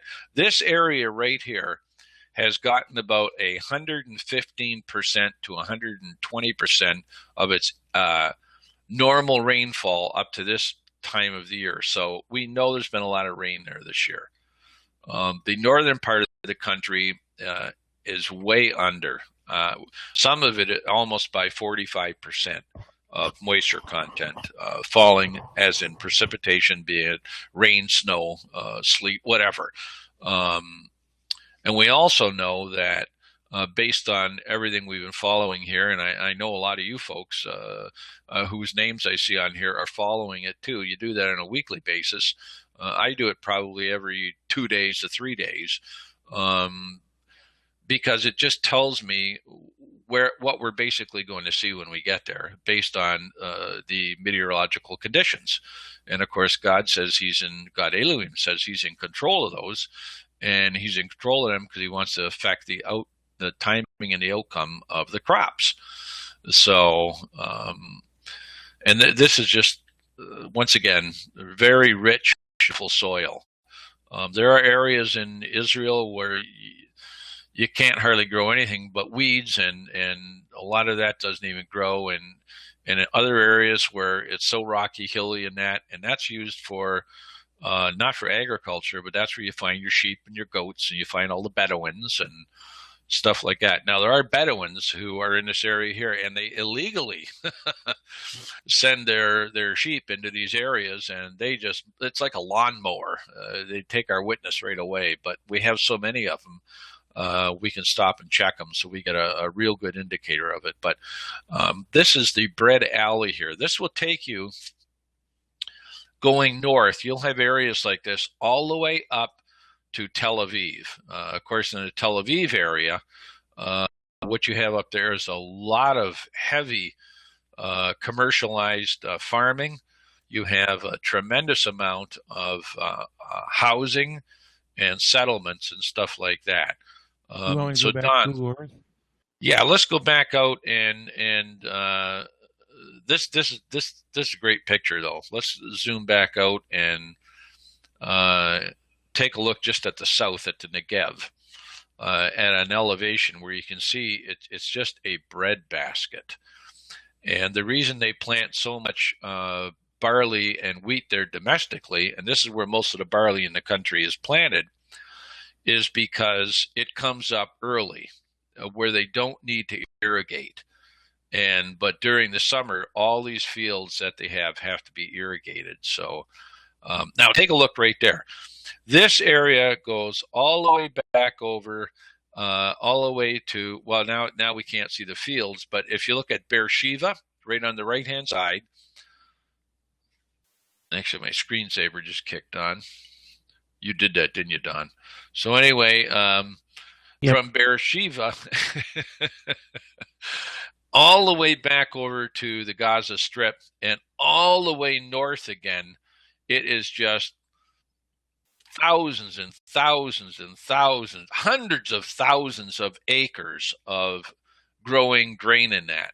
And then after that, you have all of the other crops, cabbage, beets, carrots, whatever. They grow it all.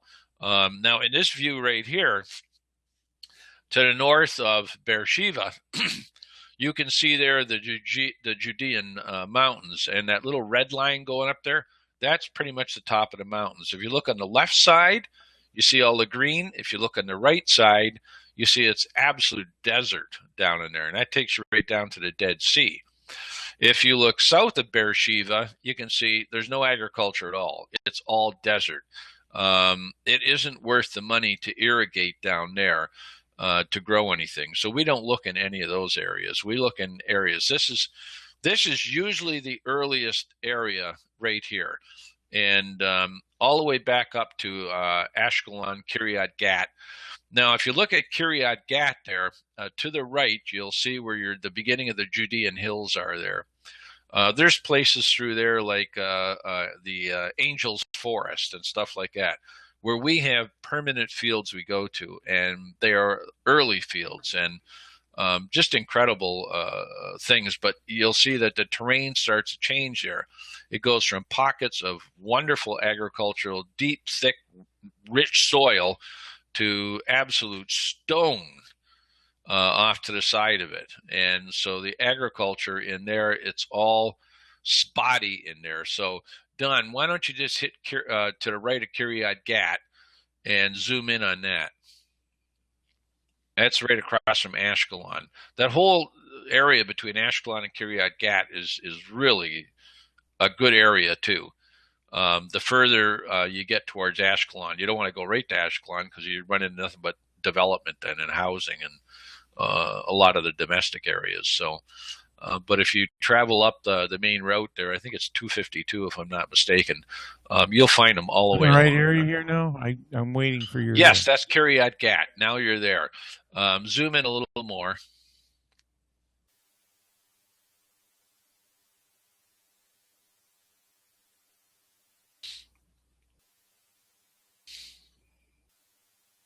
Okay, now you can start to see where you go from non-agricultural hillsides in these foothills going up, and then you can see the pockets of agriculture in it. Lachish is a good area there. That road you're on right there, it actually, if you go just north of that road, see where the little roads that all the pictures are on it? Yeah, right in through there. That's Angel's Forest. Okay. Um, we have areas in there. Of course, none of these pictures show it, but it's a heavily treed area. But it's also a lot of agriculture right around it, and then some areas around it, it's just solid stone hilltops. But all those little areas of green there, those are all farmed commercially. That's showing you inside some of the sections of the forest. But we have some. Actually, you I know saw what? cyclamen. I like cyclamen. That's why I had to click on that. Sorry. Okay.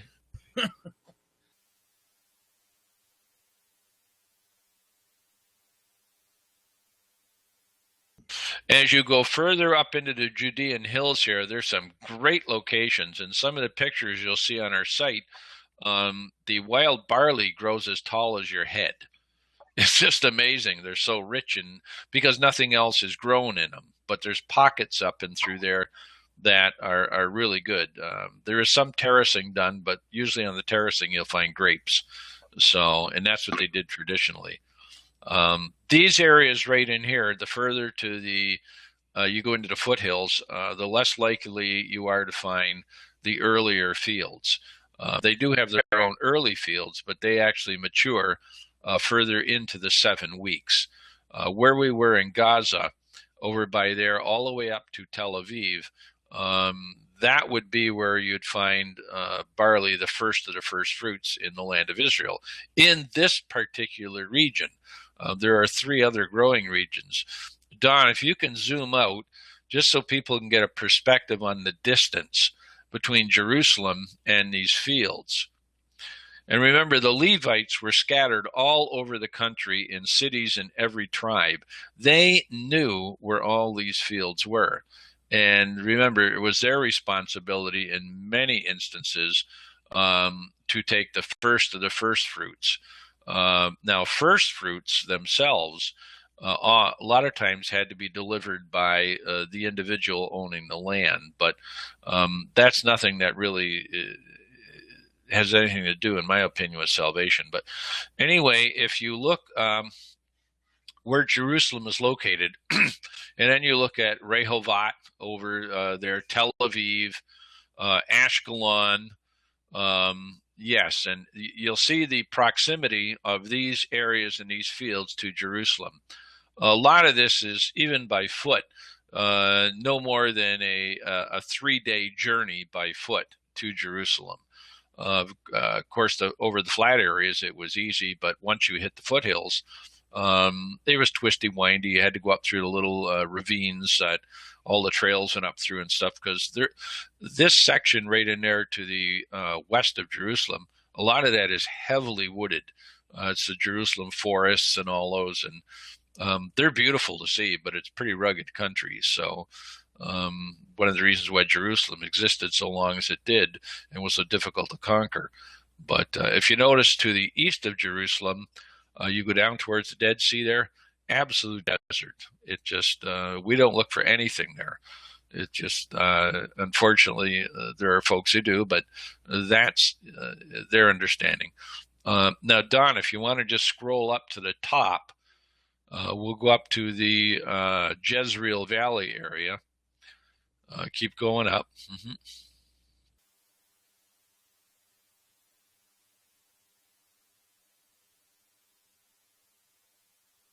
You're over in Amman there. Actually, the Brits one of the films they did, they went to Oman, and people remember the infamous picture of killing the chicken there. They ordered a chicken, so they killed it for him and brought it out to him.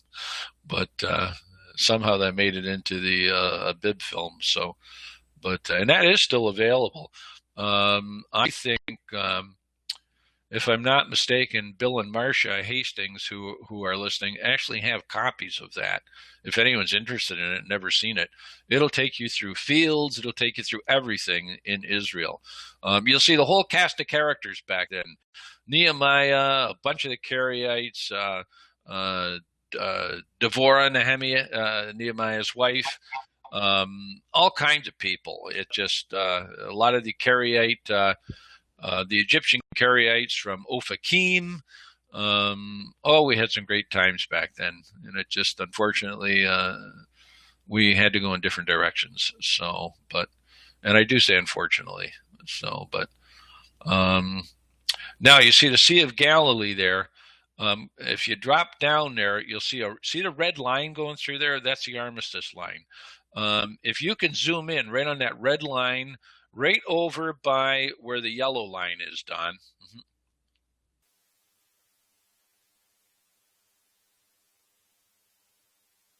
Of course, that's the Jordan River down and through there. Mm-hmm.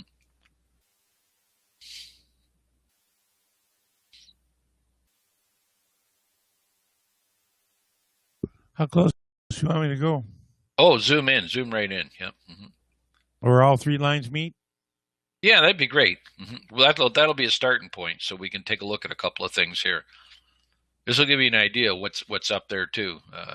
Now, here's where you start to go from desert to irrigated land, and just some really, really nice, beautiful land. Well, don't zoom in that close. But you see the fields, and you'll see green growing there, and you see Jordan on the one side, and you see all the trees planted over there, and then you see the trees growing along the river, etc. But if we can zoom back out a bit,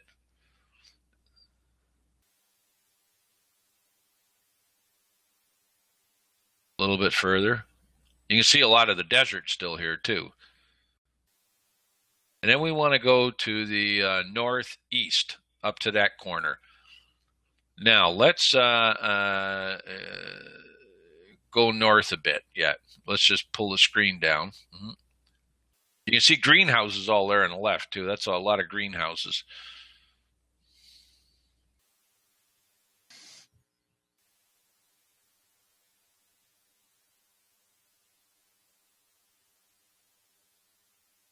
Okay, here you have Stay Eliyahu.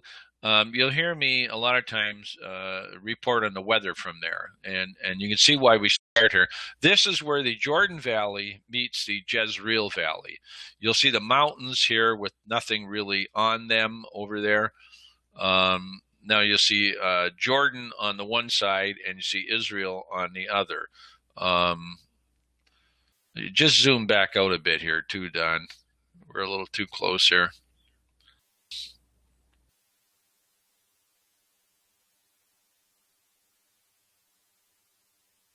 But you can see on the Israeli side all the agriculture that starts taking place in here. There's some great fields up in this section of the upper Jordan Valley. There was some interesting stuff a little bit.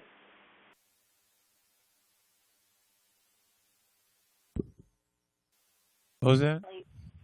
Marcia Hastings have been involved in it for a long time. Maybe they're the ones going over there. He didn't say they were the ones. But... Yeah, Bill and Marcia have been involved in this for a long time. They've actually been there on the inspections. Mm-hmm. Here's Beit Shan. Now, what's fascinating about this? This has become, and I hooked Brian Heck on Beit Shan because there's a place there called Falafel Heaven. It is the best falafel joint in the entire world. It just, and it's reasonable. And Brian says he wants coordinates for the Barley sites I think he really wants the coordinates for falafel heaven. So, yes, I would love to be able to put together an interactive map like this that actually shows them. I don't have the actual coordinates. I don't bring a GPS there with me because they'd probably take it at when you come into the country. I could probably buy one there, but it would be a little difficult. I think. Again, I'm not that adept at that stuff. Now, start zooming in a bit right here, Don, if you could, down towards the red line, but a little bit. Well, just go down towards that red line again. Yeah. Now zoom in a bit. Mm-hmm. Yeah, right there.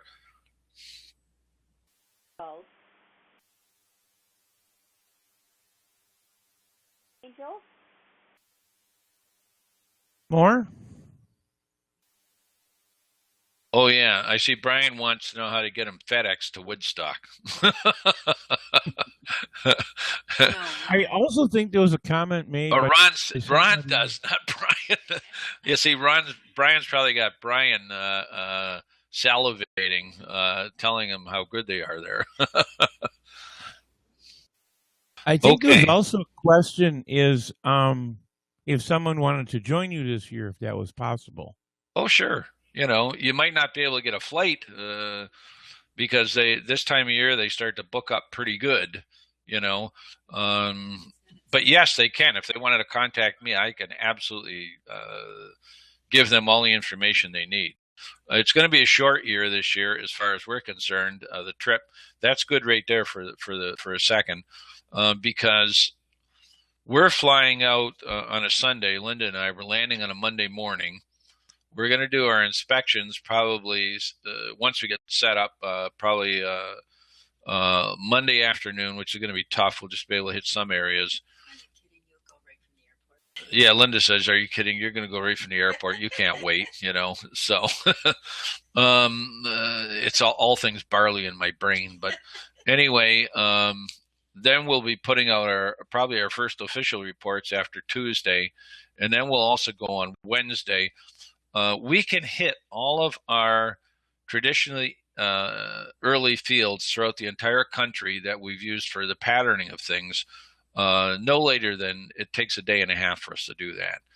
And we're only going for 4 days this year because we wanted to be there, leave Thursday night because we weren't sure when the first crescent, which is what we follow, would be available that night, if it would be. But based on when it was seen, it's no longer a 29-day month. It's going to be a 30-day month. So that's a given in our understanding. So it's still nice to see it from there. It's you look out over from the Judean hills out over the Mediterranean, and if it isn't all hazed in and cloudy, it's just quite a sight to see. That's what our forefathers and saw.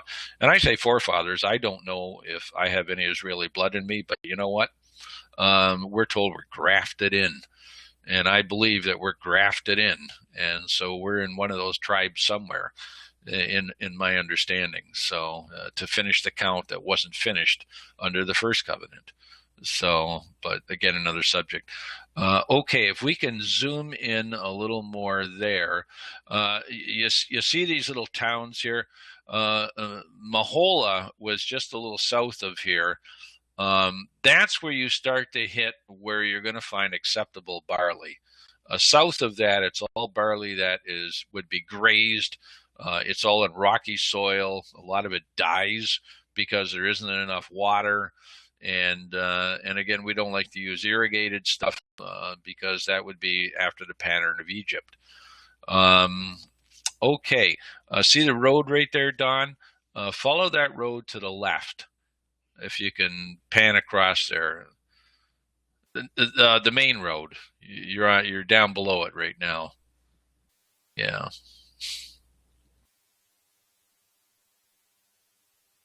And while we're looking at this, you can look at a lot of the sites that are down below. It'll show you all the different pictures there.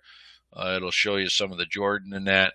Well, that's zoomed in. Let's just keep going to the right. You can. Okay, I should keep going to the right or to the left. I'm sorry, to the left. Yeah, go to the left.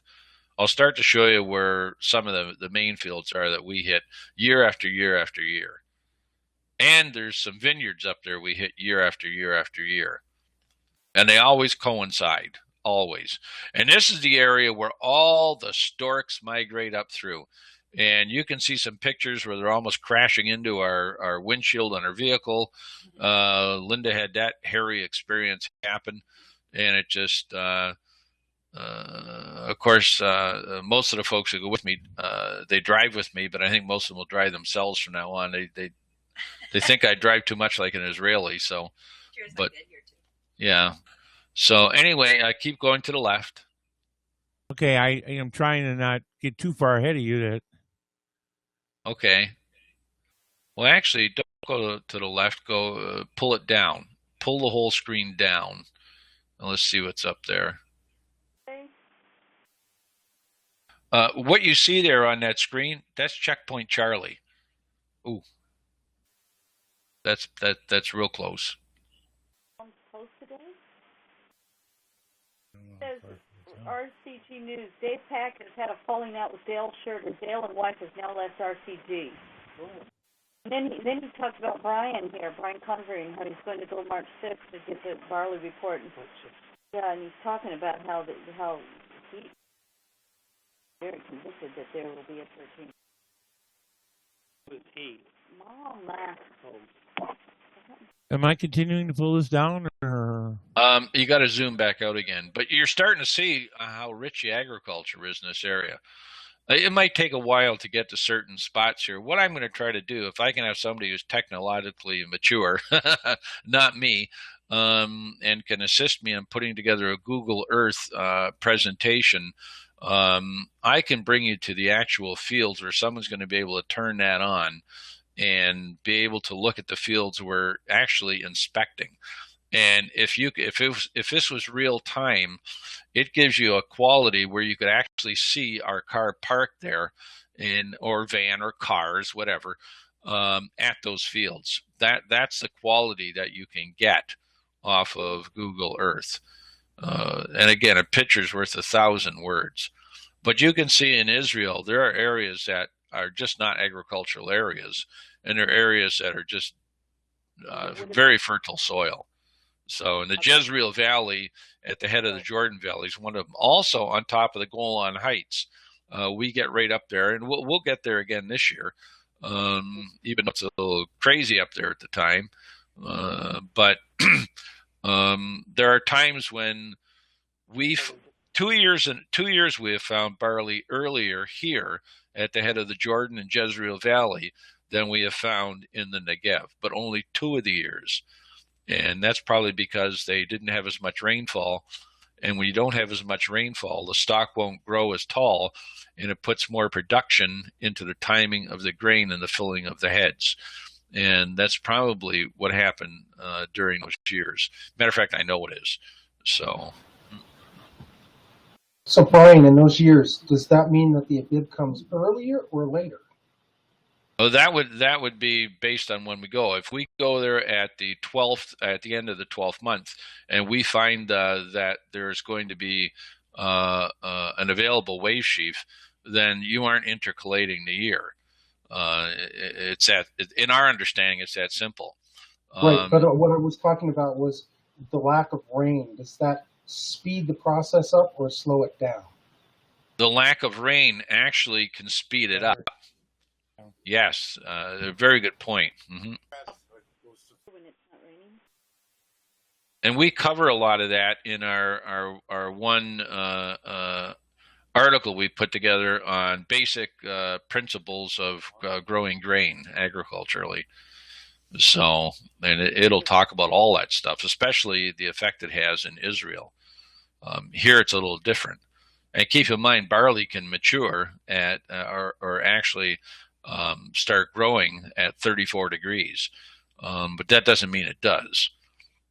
That's the domestic stuff. The stuff you find at Hordeum spontaneum, that's a little different. It is absolutely in sync with the meteorological conditions. So, and one thing I might add about that is the red strain is always the healthiest, no matter where you find it around the country. I remember the first year we found that, and I could not get out of my mind that that was the blood representation of the first fruit. And it just, Christ being our Messiah and the first fruit. And this particular strain of wild or volunteer barley is always full. It's always robust. It's always plump, and it's always early. So, and we have fields of that. So, and again, we didn't understand any of that when we first started. It's been a work in progress. It's taken time. I'm quite sure that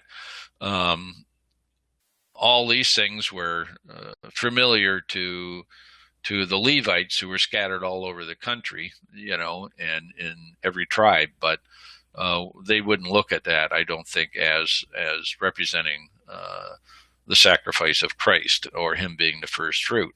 But again, they understood under the covenant terms that they had, that they still had to offer this first of the first fruits at a specific time. So, and that's why we time our timing for what we do and when we think the barley should start to be harvested. If it's ready, it's ready. And God says Elohim says you immediately put the sickle in to start the harvest. Because remember, there's 7 weeks of barley harvest. So if it's not ready in one region and it's ready in another, that other region will mature later, but during that 7 weeks. We've never found anything after that 7 weeks. And I say we because Pierre is right there. He lives in Omer. He's been doing this since 1983-84. He left the Worldwide Church of God because of differences in Belgium with Jean Carrion. Actually, he was put out because he understood a difference on what he had to do in the calendar. I mean, there's a pioneer. He took the arrows first. So, but and he's a dear friend and a brother in Christ. Now, he keeps a different way of keeping the new moon than we do.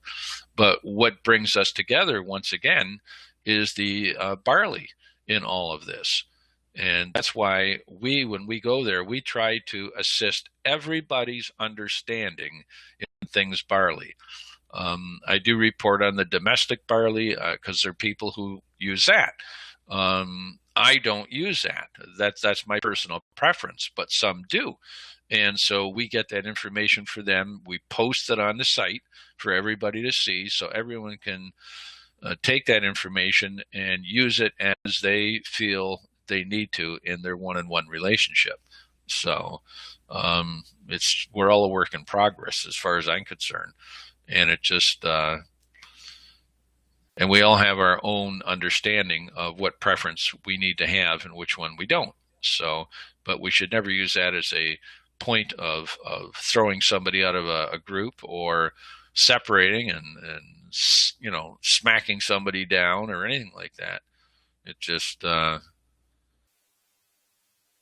no, Rich, I say I don't use the domestic barley. Domestic as in machine planted. I use just the volunteer barley. Now, if we hit an area where the barley has gone a year and is reproducing itself, which it will as long as they don't have a genetically modified barley. If they have one that's one of the varieties that is still used that was cross-pollinated to get to whatever characteristic they want, you'll find that stuff will actually grow. Well, there's a corn crop. Look at that.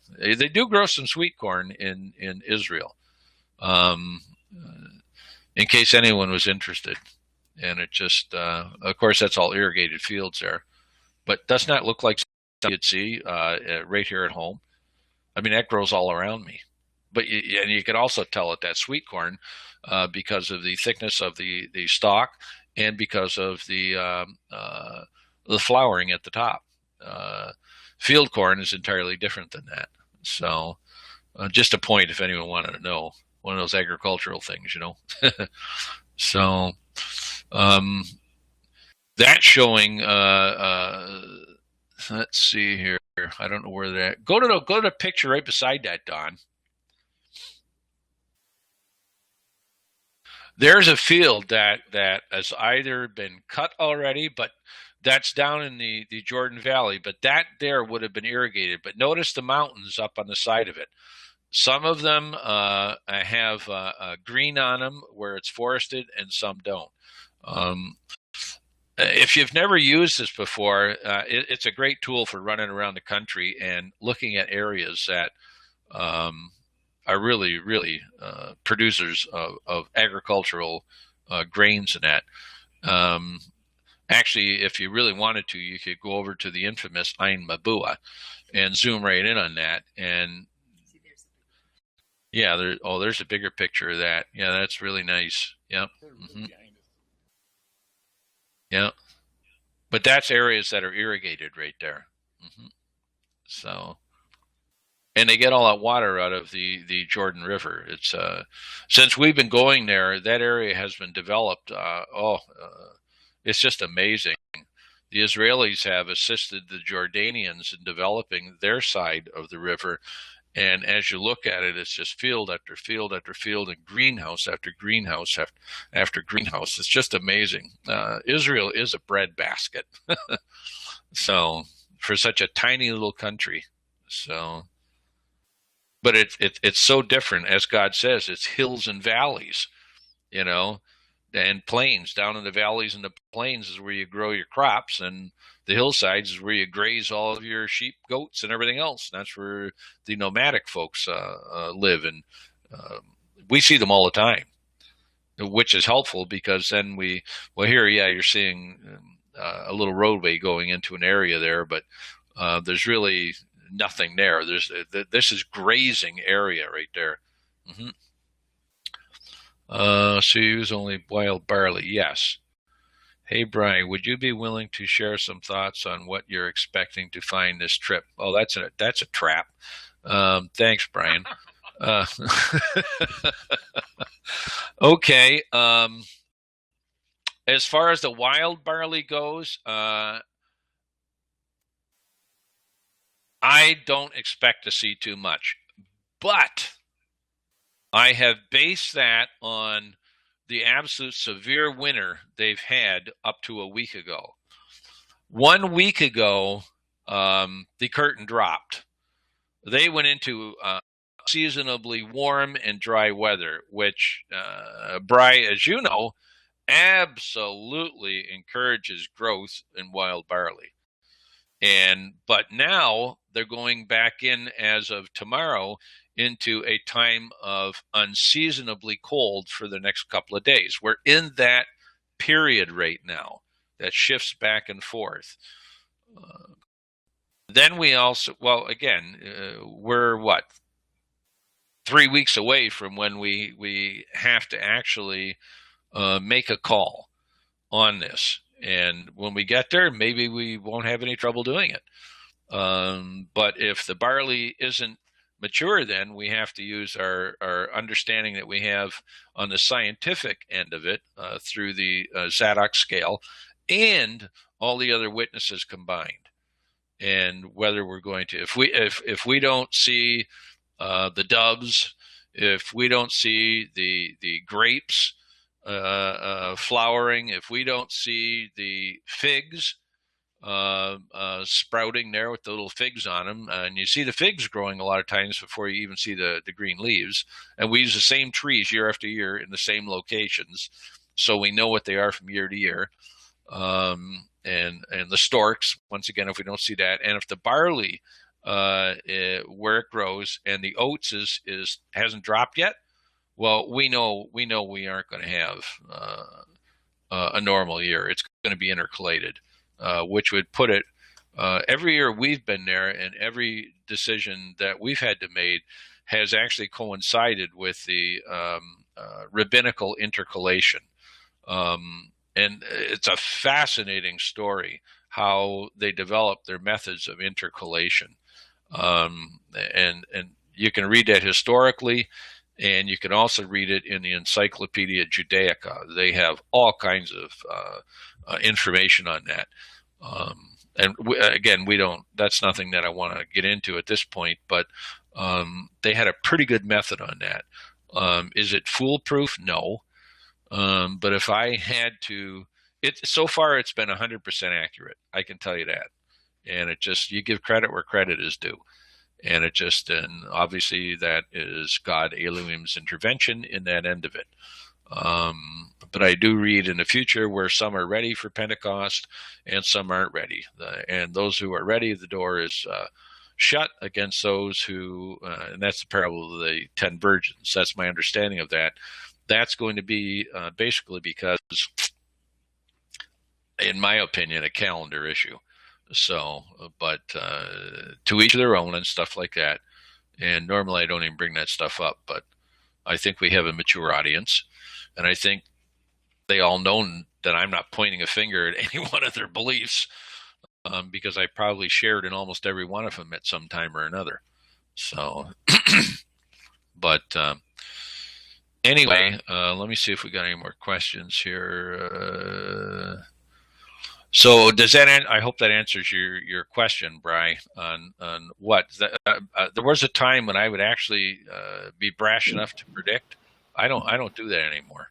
I wait till we're on the ground, but I have my opinions, but I don't like to use those because people have used those to beat people over the head and start fighting and arguing. And for what? I mean, we wait on God as far as I'm concerned in everything. Let's see, James, I would like to know as well, since the pattern with rain and the time of year is usually the same.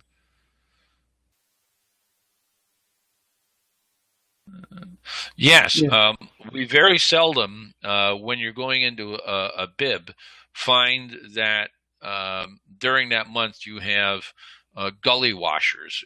That just doesn't happen. That's usually a sign that you're in the wrong month if you're keeping that as a bib, and it's one of them, you see. And when it rains in Israel, it rains. And that's why you see all those gullies and trenches coming off the mountains there and everywhere else. I mean, they wash things away. Some of the folks have been through them before, who have been with us there in some years when we've been early, where we've had to intercalate. And once again, each time it's coincided with the rabbinical or Maimonides calendar, is what I like to call it. And it's just all these witnesses in creation are fascinating. So let's see. Hey, Brian, this is Jim Rudd. If I could ask a couple of questions. Yes. Reason being, Jason Churchill, who's on the line, he and I fought the calendar wars, if you want to call that, in the mid to late 90s. In the United Church of God, tradition is a strong beast and really hard to overcome.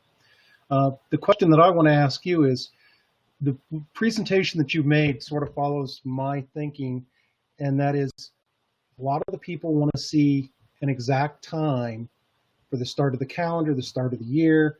They want the conjunction. They want a whole set of rules.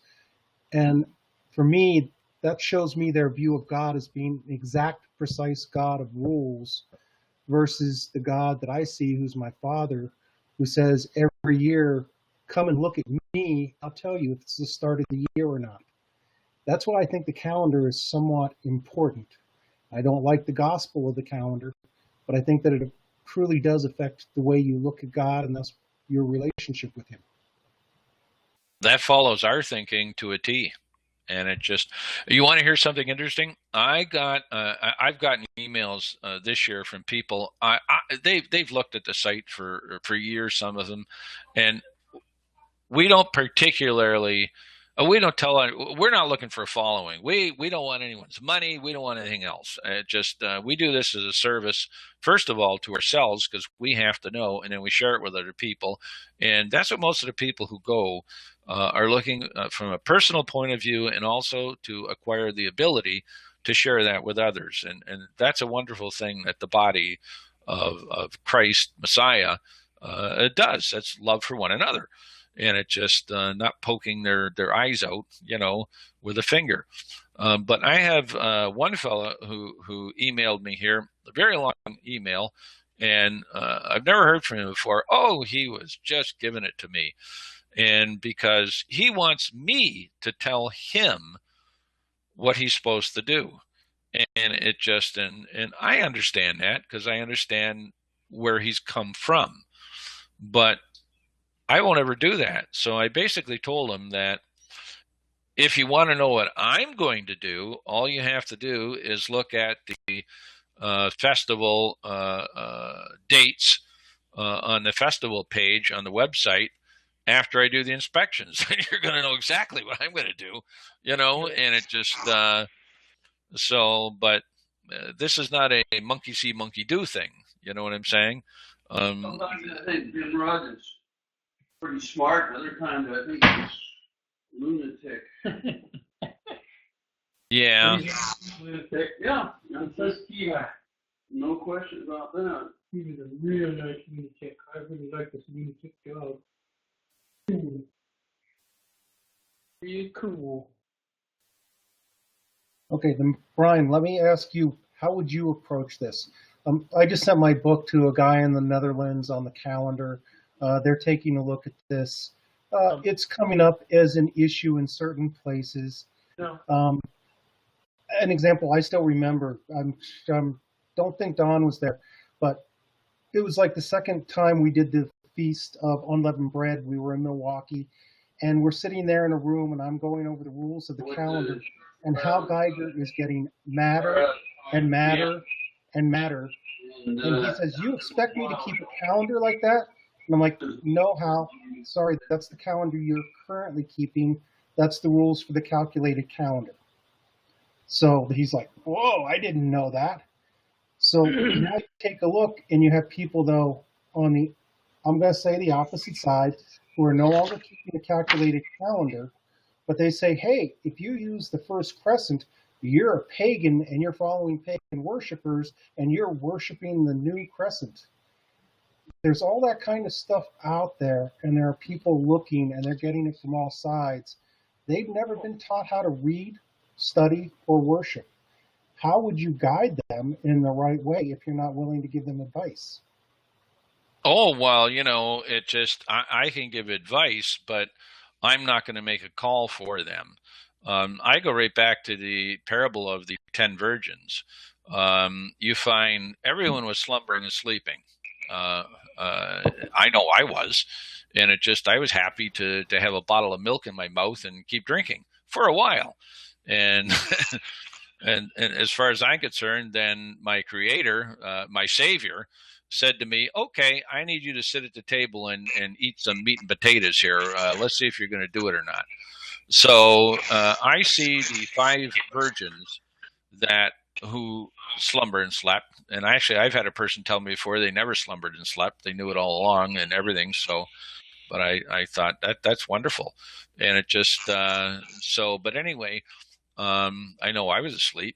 Actually, I know I'm a repentant Laodicean. I thought we were the only ones. You know what I mean? And it just, how arrogant can that be? But you see a lot of that today, and they're told to look down their nose at people. But in answering your specific question, you see 5 virgins come to 5 other virgins and ask them for their oil. Well, what did the 5 virgins say? It's not ours to give. You have to purchase it from those who sell it in the marketplace. And of course, the Greek there is the agora. And if you look in Revelation, it talks about the agora being a location where we're purchased from. And it just by the Father and the Son. But so from that and many other things, we can assist. We can help people to study on their own. We can help people with the tools they need, because when I came out of let's say worldwide, and went to nowhere, and then eventually went to Global shortly thereafter with about 70 other people from the area here. I was still drinking from a bottle, and when they ripped that bottle out of my mouth, of the basic understanding that we had, the milk of the word, I wasn't a happy baby. But I had to have it ripped out of my mouth and have this filth put into it, and they tried to force it down my throat, and I wouldn't take it.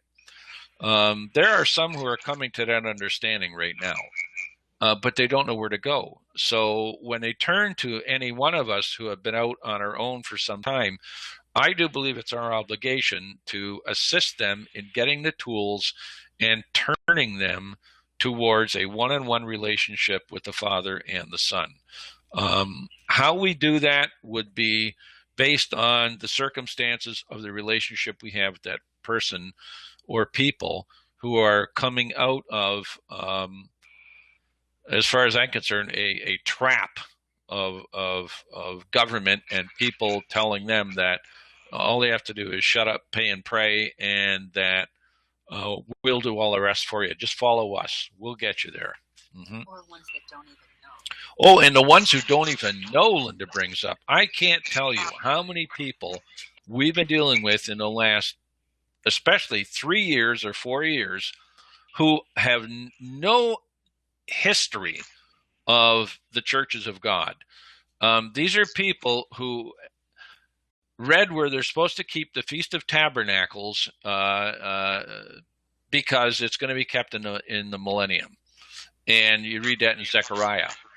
These people, based on that, are changing so much what they're doing, and a lot of them are coming to the calendar. Many different versions of the calendar, depending upon who they come to, but many of them, a lot of them have come to us, whole congregations.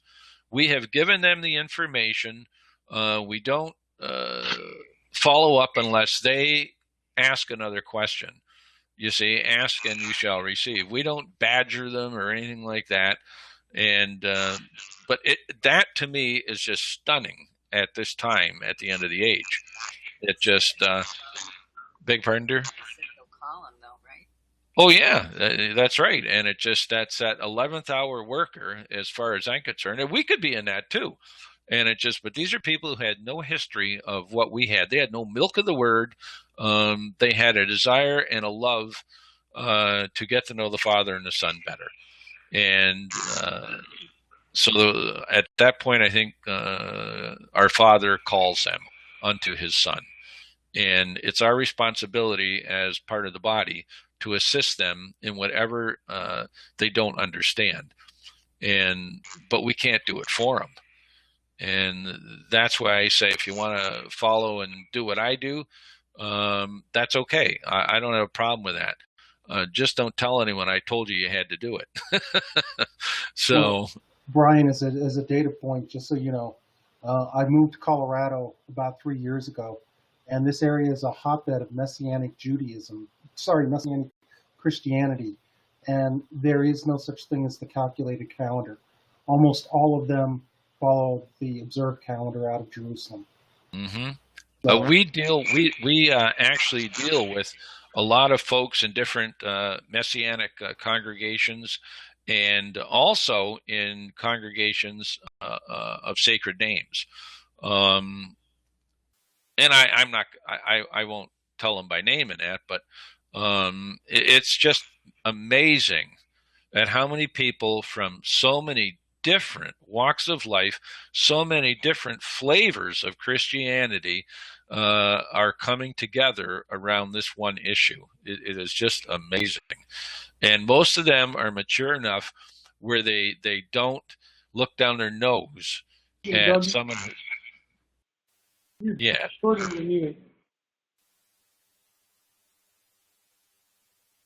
Beg your pardon? I think someone asked something, but I didn't get it. I didn't hear that. Oh, look at Brian over here. He says, so 13 months this year, you know, yeah, he's hit me with my Canadian background there, you know, so.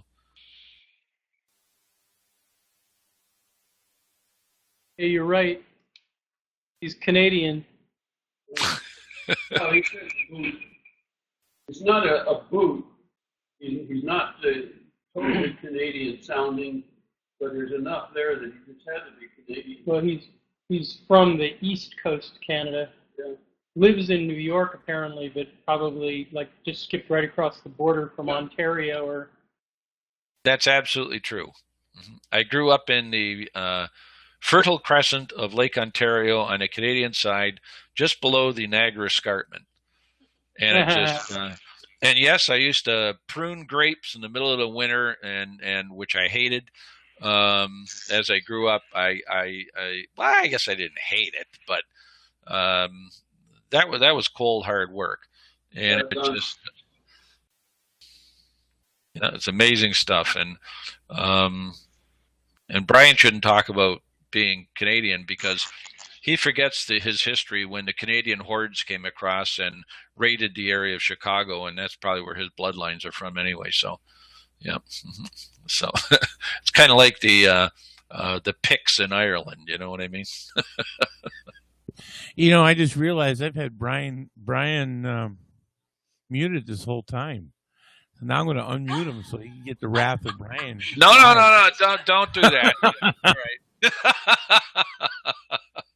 It's just, isn't it wonderful though that we can talk together? A lot of us from different backgrounds and different actual understandings, but yet there's no hatred displayed. It just, it's great. It's a miracle. It wasn't always like that, though. I see. You were talking about mutton. We had the milk pulled away, and you didn't like it, and it was the bad food being put in. I think there's another line to look at too. Is for a long time we were babes, then we became toddlers, and then we went into the teenage stage, and that's when everything started to fall apart. So we didn't have the maturity. We had the strength and the vitality to go out and get it done, but we didn't have the wisdom. And I think we all made a lot of mistakes. Oh, yeah. I'm telling you. I plowed my nose in the ground so many times, I just don't even want to remember. It just face forward, kapoof, and it just, but we have a merciful Father and Savior, and they pick you up, dust you off, and give you a pat on the rear end and say, don't worry about it, get going, keep walking. It just, and quit that crying and pouting, So, yeah. And we're marching toward just an absolutely wonderful, epic event in the history of not only mankind, but of the entire universe. It just, we have understandings today that we are told that the prophets wanted to know and didn't get, but still were obedient in what they were told to do. It just, here we are at the end of the age. It just, and I think we all have an understanding of that. All we have to do is look around us, and I don't dwell on a lot of that stuff, but certainly am alert to it. And it just, if you dwell on it too much, the things that are happening, particularly in our country, under the governance we have now, it could make you sick to your stomach. It could depress you, especially when you know the end from the beginning. And it just, what we're going to have to go through as a people. And it just grieves you. It rips your heart out. So, but I try not to dwell on that stuff because that would take your focus off of preparing to be the bride, and which is tantamount in my understanding, and the responsibility we have in assisting others to get there. So, yeah. Yeah, Colorado's a nice place there, Jim. Actually, we kept a feast there. We had a feast with a bunch of us. Cripple Creek, I think 3 years ago. Wonderful feast. People came from all over. Even the Aussies were there. Some of the Aussies from Australia. Great time in that. And we had some wonderful things there. Baptism. But one thing that really came out of that, and I'm going to blurt it out here, was Steve Bruns. He had given up in life. He had had a stroke, and it was just a terrible thing. He couldn't talk. He mumbled, and his brain wouldn't keep up with trying to think and everything. And he basically came there to as his last feast, thinking he was going to die. And he asked to be anointed on I think it was the last day of the feast or the last great day.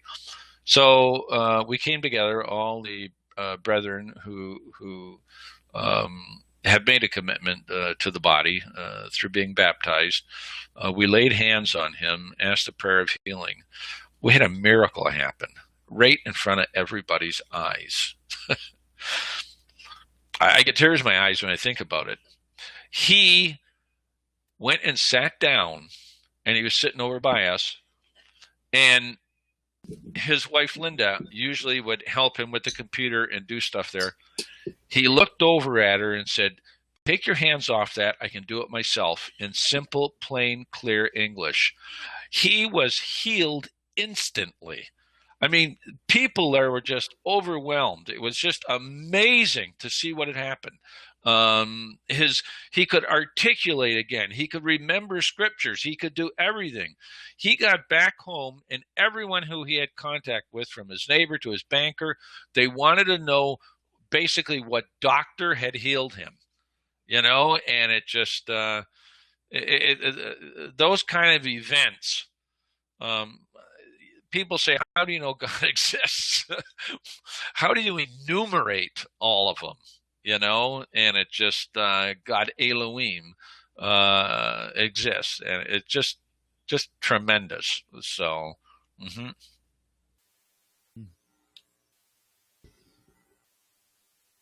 Okay, Brian, what do you think the eye salve represents in Revelation?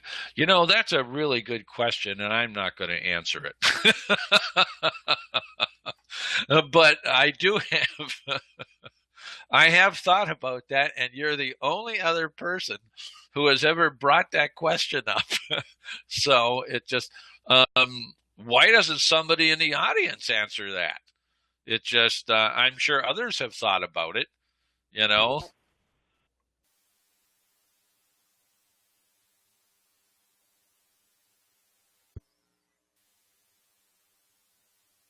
Linda said, well, if you didn't think about it, you sure are now.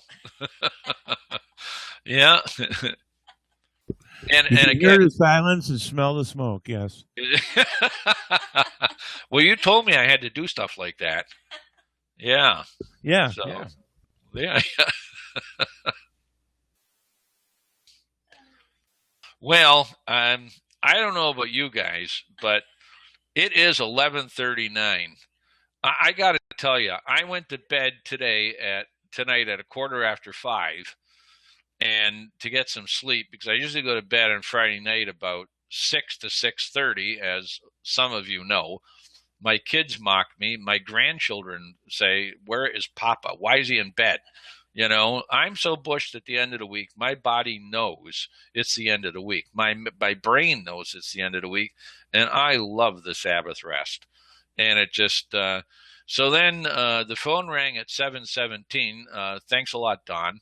I was going to get up at 10 to 8. You did.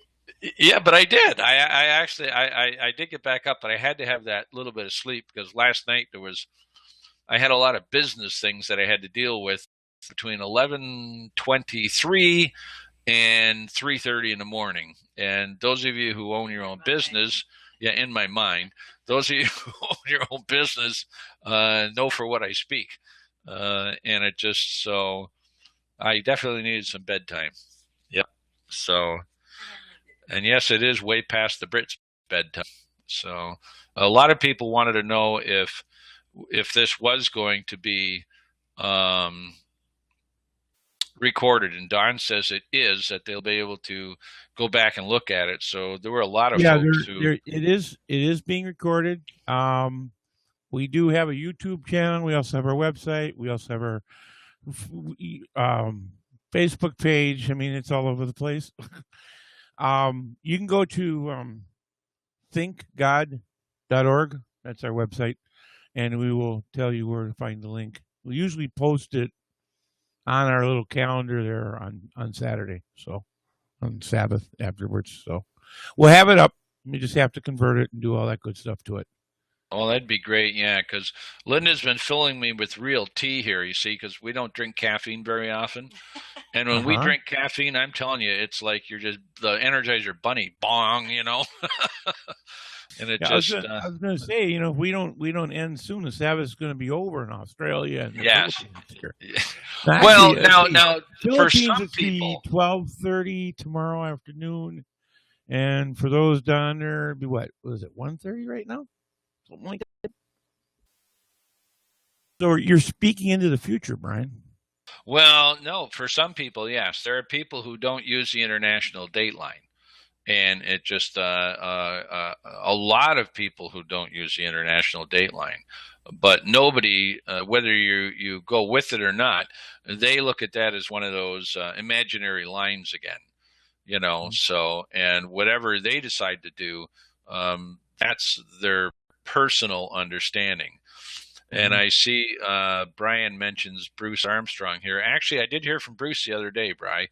And it just, he says to me, and remember, Bruce Armstrong is the one who years and years and years ago did the program which tells you when the first crescent will be visible from Jerusalem.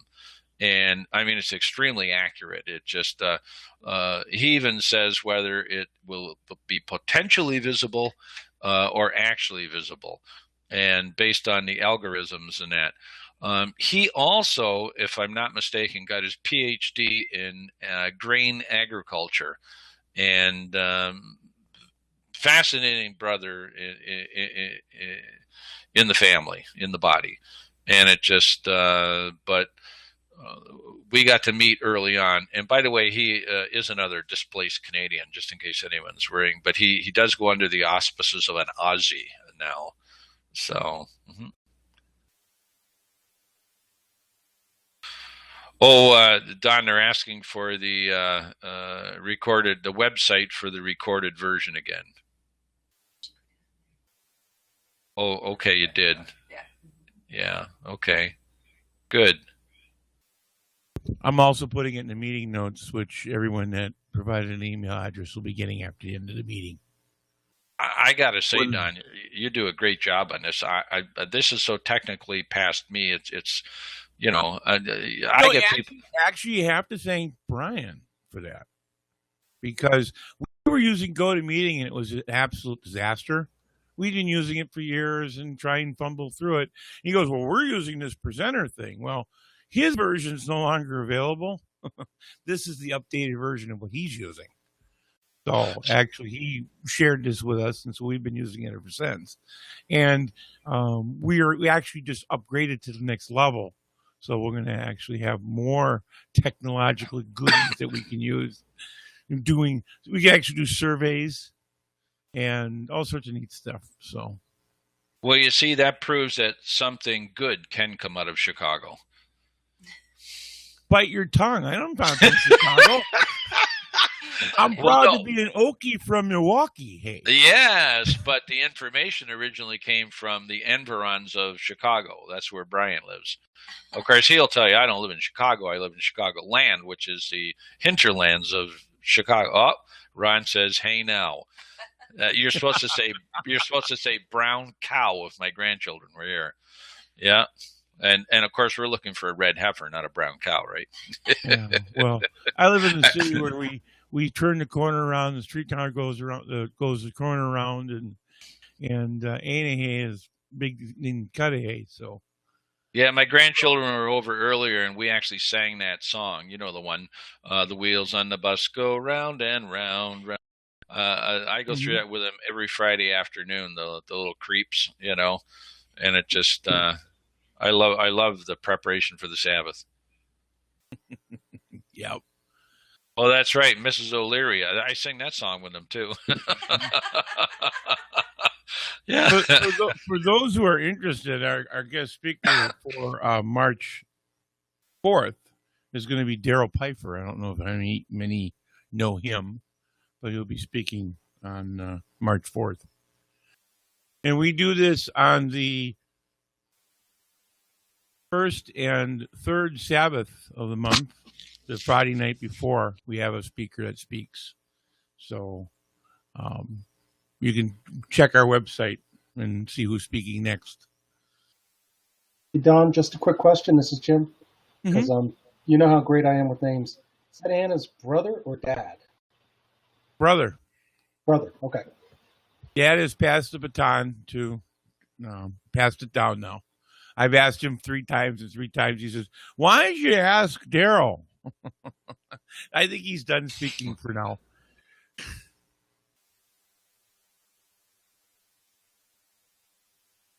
Okay, I think I'm going to sign off unless anyone's got a question.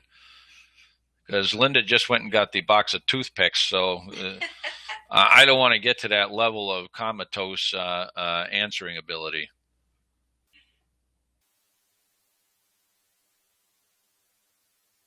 Okay. So, well, with that, we will say this will conclude our formal meeting of the evening.